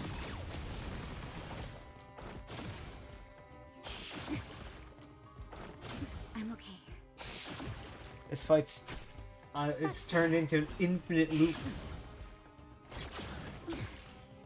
Just a little something. Nothing.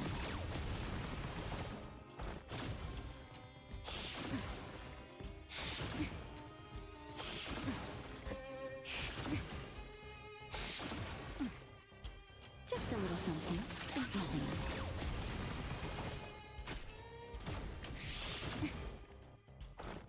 I'm okay. It's turned into an infinite loop. If I don't intervene by making her heal every time she can. I'm okay. Nap time. Just a little something. Nothing.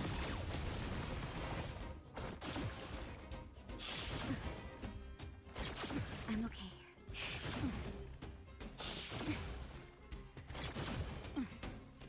Just a little something. Nothing.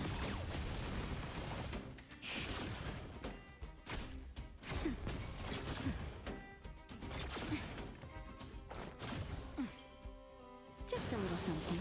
Nothing.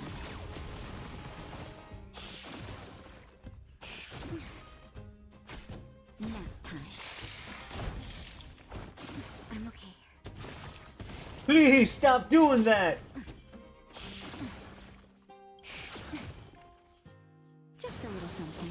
Nothing. I'm okay. I'm okay. Just a little something. Nothing.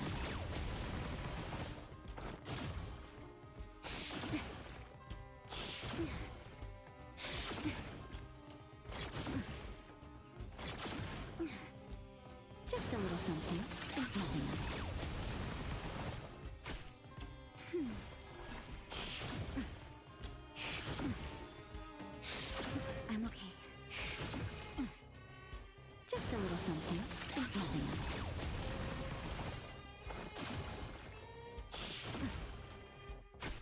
Nap time. Just a little something. Nothing.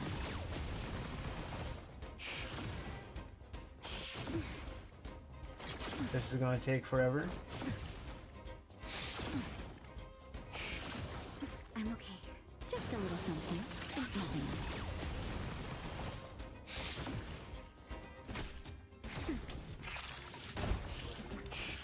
I'm okay.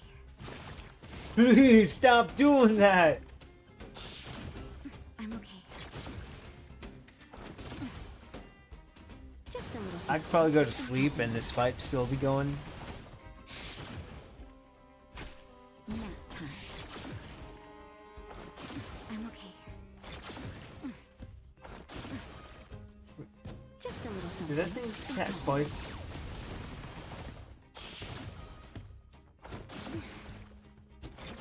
I'm okay.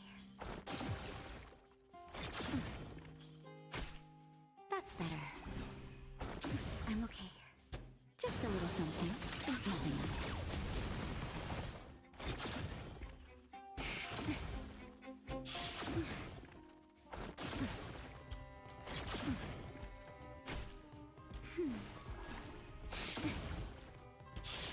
I'm okay.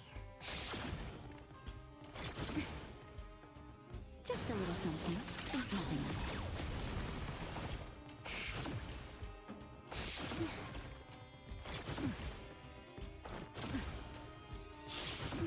This is an infinite fight at this point. Just a little something. Nothing. I'm okay. She's my tank.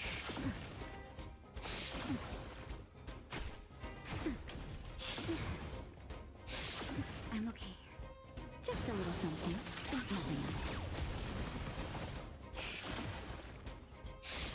I'm okay.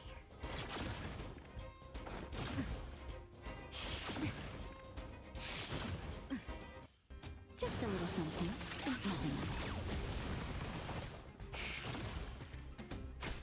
Nap time. Why? Just a little something. Nothing.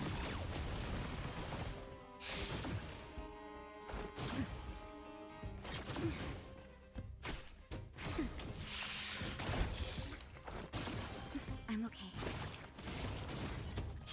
Oh. I'm okay. Just a little something. Nothing. You know what? I'm just gonna let this go. Fuck it.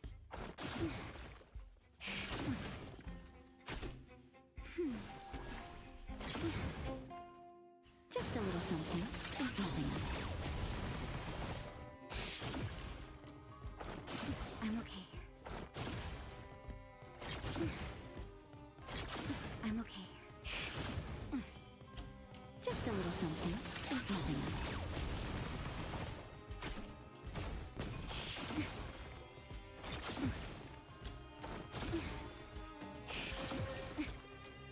Just a little something. Nothing.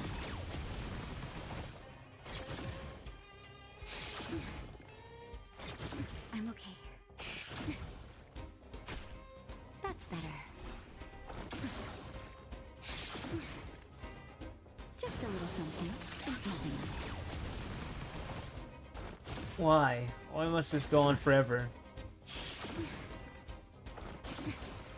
Yeah. It's just an infinite loop at this point.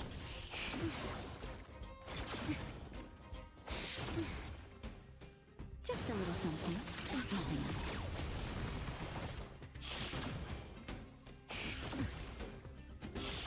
I'm okay. I'm okay.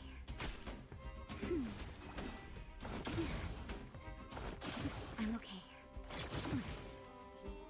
Just a little something. Nothing.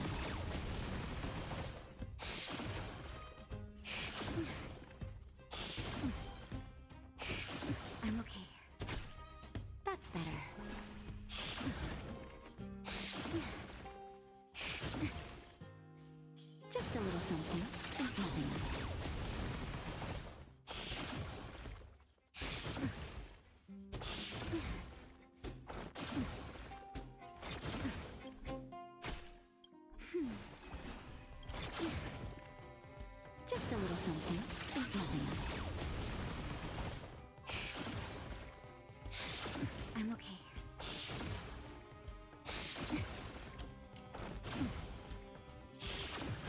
I'm okay. Just a little something. Nothing.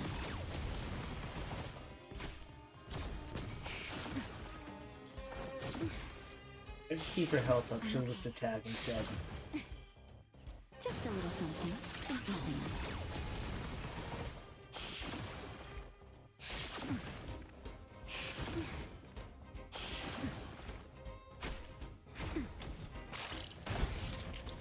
Just a little something.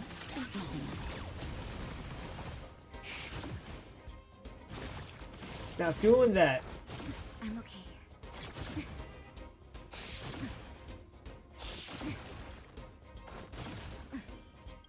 Just a little something. Nothing. Nap time. I'm okay.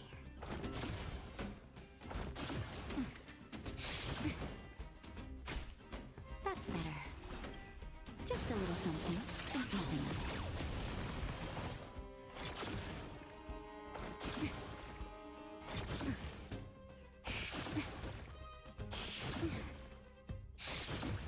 I'm okay. Just a little something. Nothing.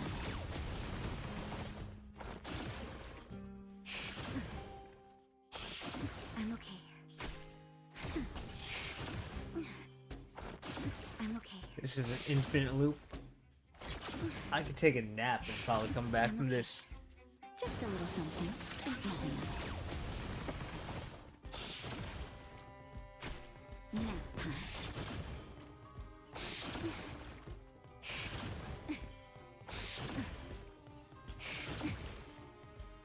Just a little something. Nothing.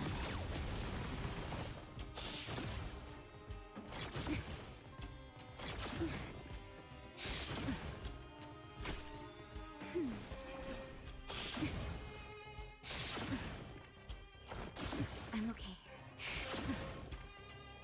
Just a little something. Nothing.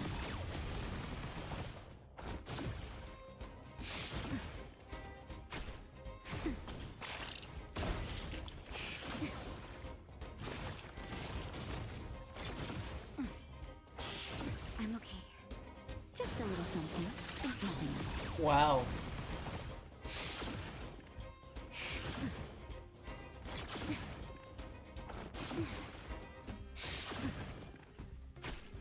That's better. I'm okay. I'm okay. Just a little something. Nothing.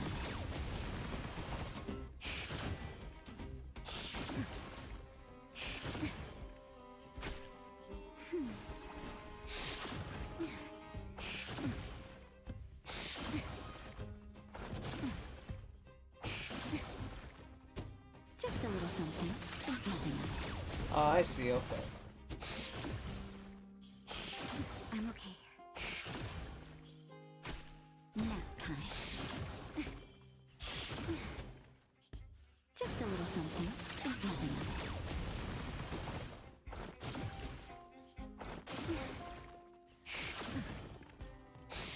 Eventually it'll fucking equal out in the end.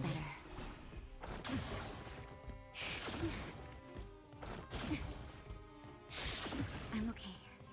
Just a little something. Nothing.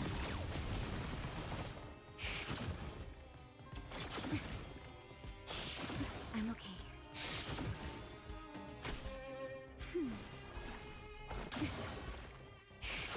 I'm okay. I'm okay. Just a little something. Nothing.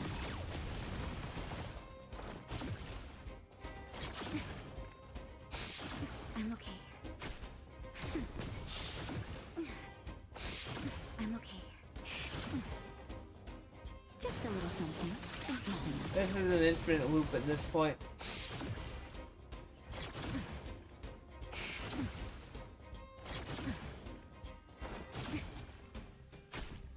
That's better.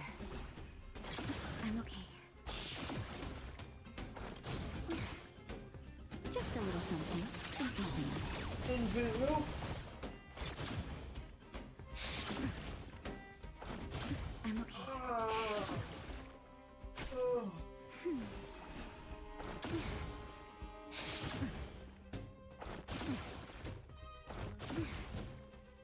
Just a little something. Nothing.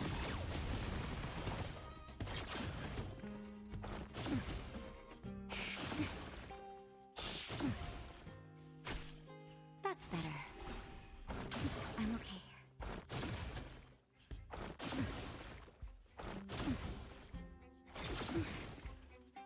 Just a little something. Nothing.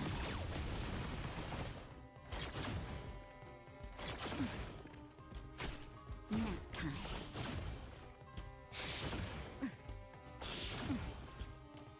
Just a little something. Nothing.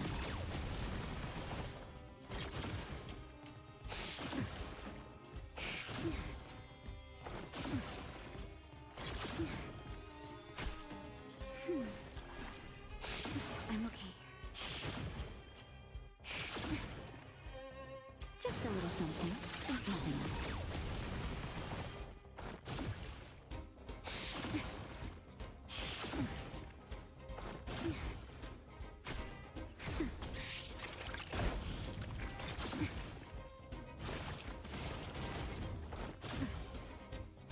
Just a little something. Nothing.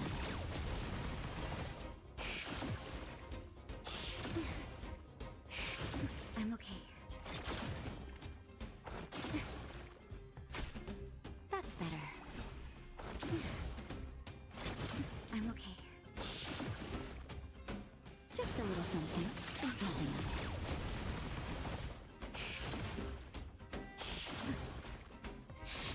I'm okay.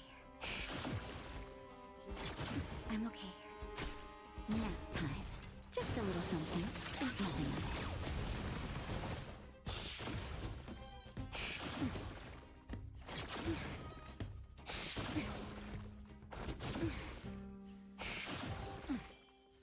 Just a little something. Nothing.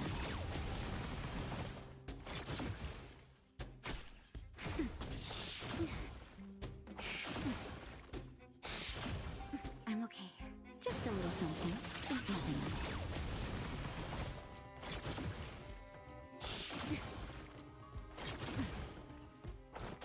I'm okay.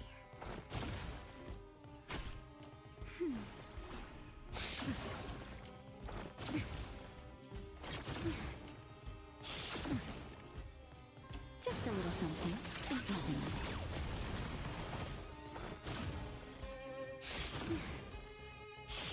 I'm okay. That's better.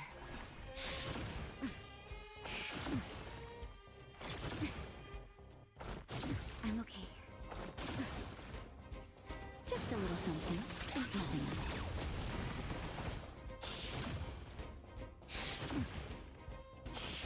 I'm okay. Nap time. Just a little something. Nothing.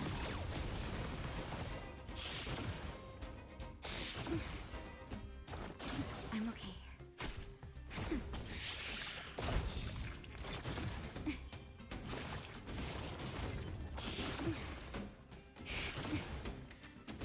Just a little something. Nothing.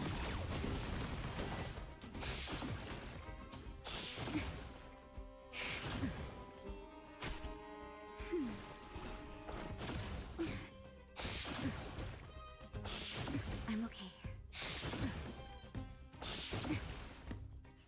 Just a little something. Nothing.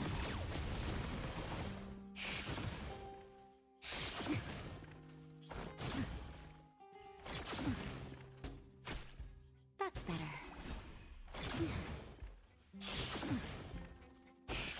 I'm okay. I'm okay. Just a little something. Nothing. Nap time.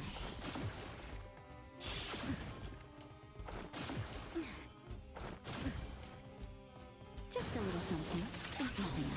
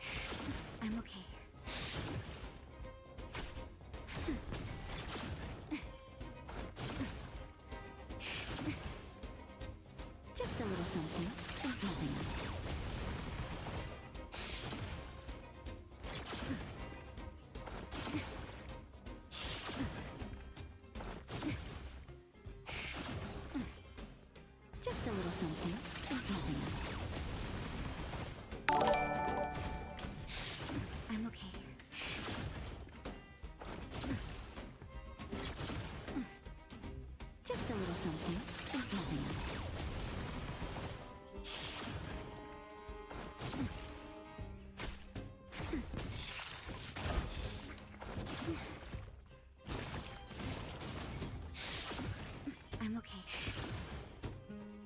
Just a little something. Nothing.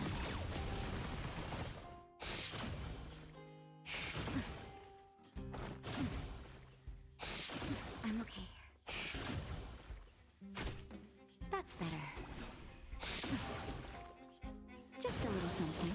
Nothing. I'm okay. I'm okay. Just a little something. Nothing.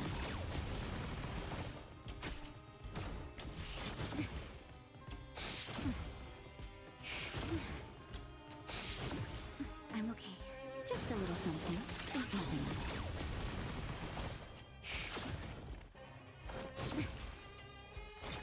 I'm okay.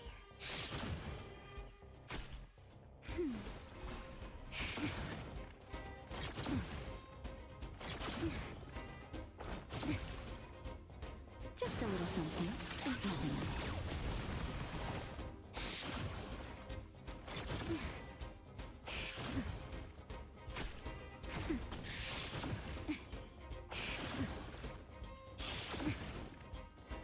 Just a little something. Nothing. I'm okay. I'm okay. That's better. I'm okay. Just a little something. Nothing.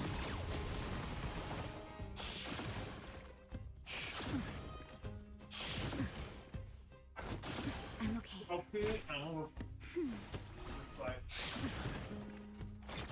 I'm okay. Just a little something. Nothing.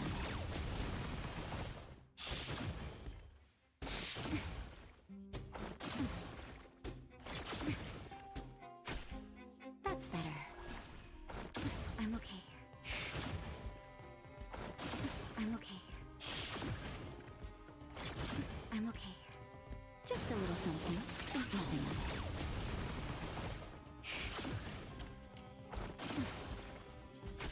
Nap time.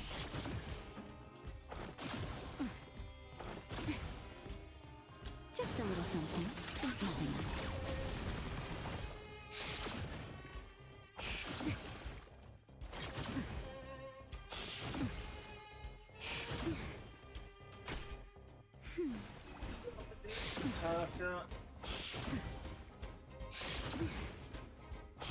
Okay. Just a little something. Nothing.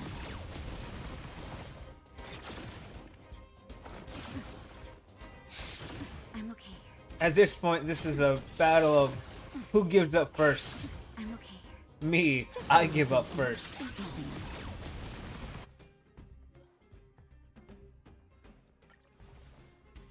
I give up first.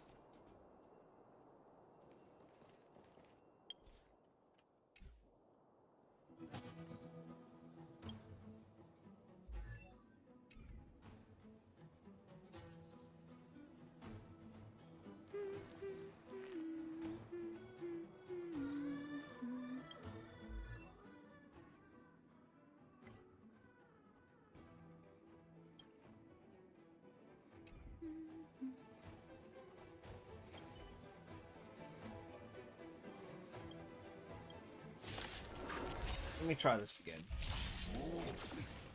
Barely felt it. Nap time. Haven't learned your lesson. My turn. Phew! Time for an overhaul. You can't run. Perhaps you still don't understand. Humanity never conceals its desire to control the heavens, and I'm no exception. Gotta try hard sometime. Watch this awesome move. Oh my god. Just in time. Just a little something. Nothing. I'm fine. Thank you. Try that again. Barely felt it.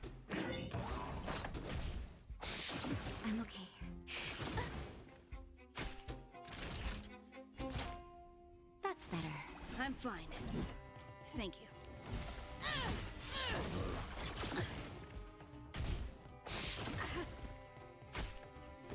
Tough luck running into me. Here.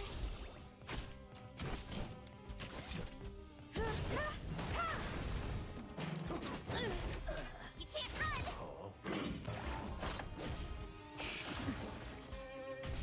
This is a dumb fight, actually. I'm okay. Just a little something. Nothing else. Much obliged. Nap time. I don't want to be alone. Why does she... Just let me change my team.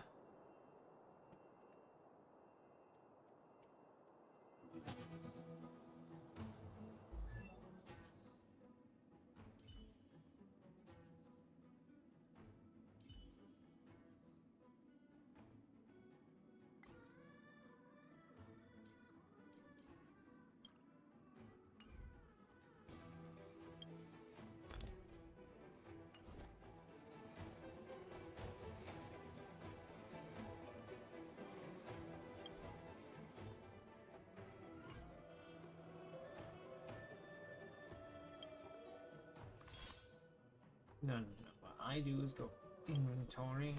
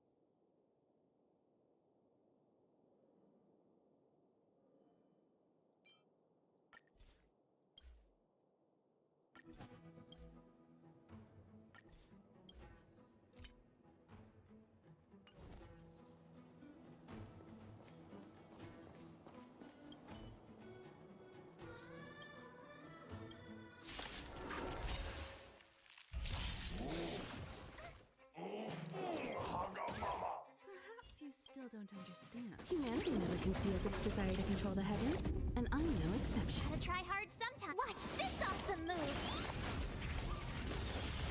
Is that all you got? Let me pay you back. Tenfold! Just a little something. Nothing else. Thanks a lot.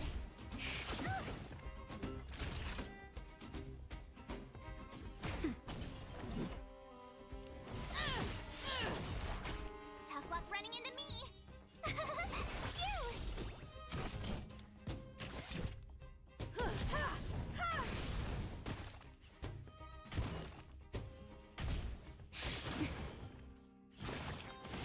That's fine. Try that again.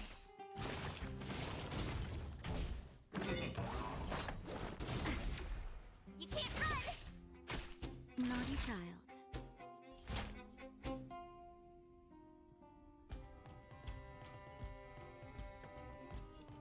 Nap time. Haven't learned your lesson?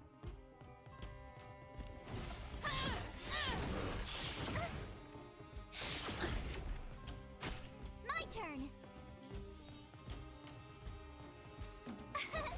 Here. I have something for you.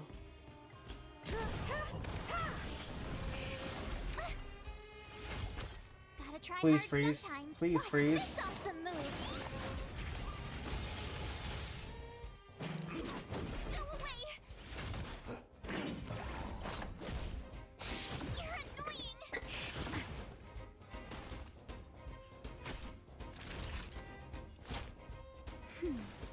Thanks a lot.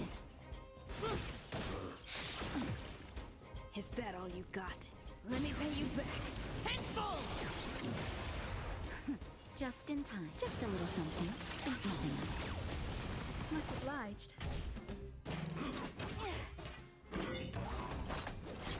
I'm okay. I actually manually have to do this. Tough luck running into me. Time for an overhaul. Alright, now that he's out of the way. You can't run.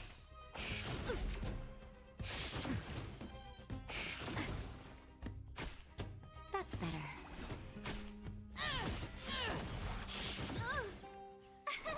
Here.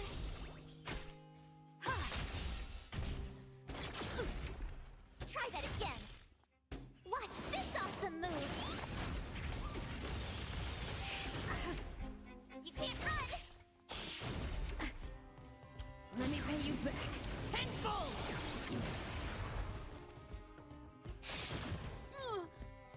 Humanity never Please conceals add its burn. desire to control the heavens, and I'm no exception.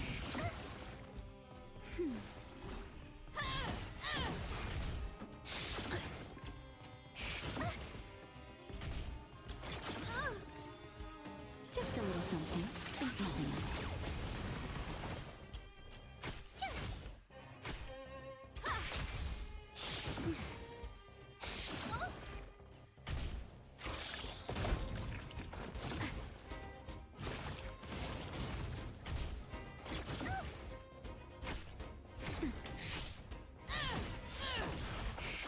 I'm okay.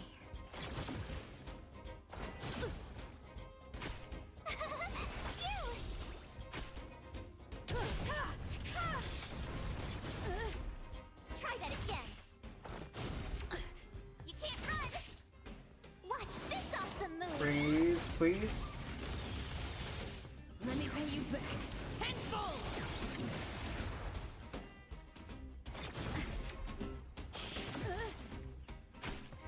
That's better.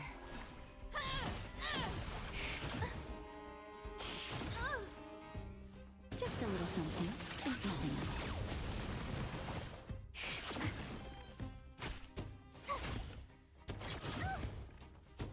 Barely felt it. Humanity never Please conceals go its two or desire to something like control the that. heavens, and I'm no exception. Yeah! Oh! Ah.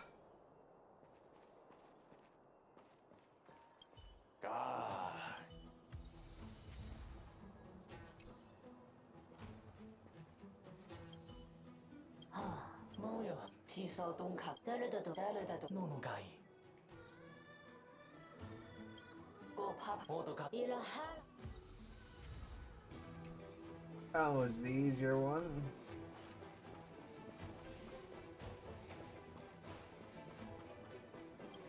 고타코키 또다 야 I finally collected 3 proofs of trust. Let's go back and deliver them. 어서 운세파 에사베 That was dumb. Sampo, that was dumb. Oh my god. Is this where the final battle will take place? Not sure how I feel about this. Okay, what's Didn't happening? They say the Garbage King would. Have I been set up? Oh, it's this. Oh, Sampo, you are the Garbage King.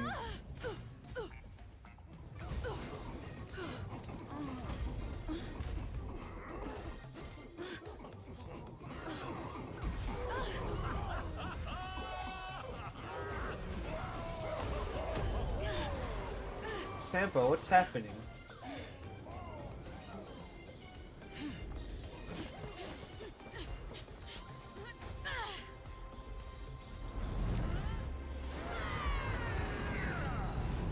Or What kind of nonsense is this? it's a dream. Don't rip me out of it. Why was I ripped out of the dream? What a bummer. I was really looking forward to seeing how our friend was going to overthrow the Garbage King.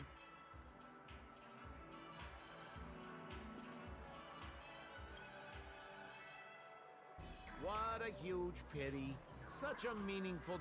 I was looking forward to seeing your face.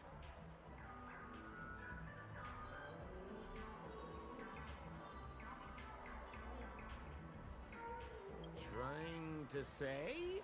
Don't you want to find out the truth behind the dream? Don't let all that pretty scenery... Don't you think this dream bubble looks really similar to modern-day Penacony? A small stage is crowded with a bunch of scheming... You're not at home anymore, kid. You've wandered into the depths of the unknown. Let me put it to you straight. Same as always, pal. Is that girl still here? She claims to be a local, but doesn't know how this world works. Also, you better hurry up and confront her if you have any questions. See you around, pal. Thanks, What Sampo. did Sampo mean? Is Firefly hiding something? I must find her and demand an explanation from her.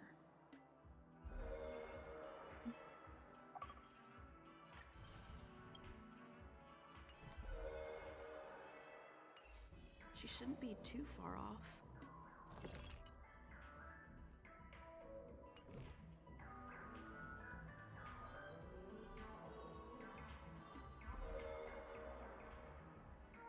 Alright, well, that's where I'm going to end it today. Alright.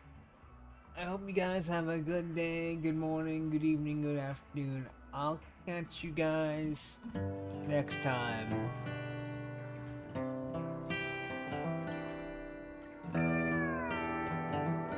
I'm gonna send you off to whoever's still here. I put the new 4Gs on the G. I trap until the bloody bottoms is underneath. Cause all my homies got it out the street. I keep 100 racks inside my jeans. I remember hitting the mall with my whole team. Now a homie can't answer calls cause I'm ballin'. I was waking up getting racks in the morning. I was broke, now I'm rich. I got 'em salty. All this designer on my body got me drip drip. Straight up out the country for 1/5. If I got a Bud Light, I'm a sip. Run up these racks with my queen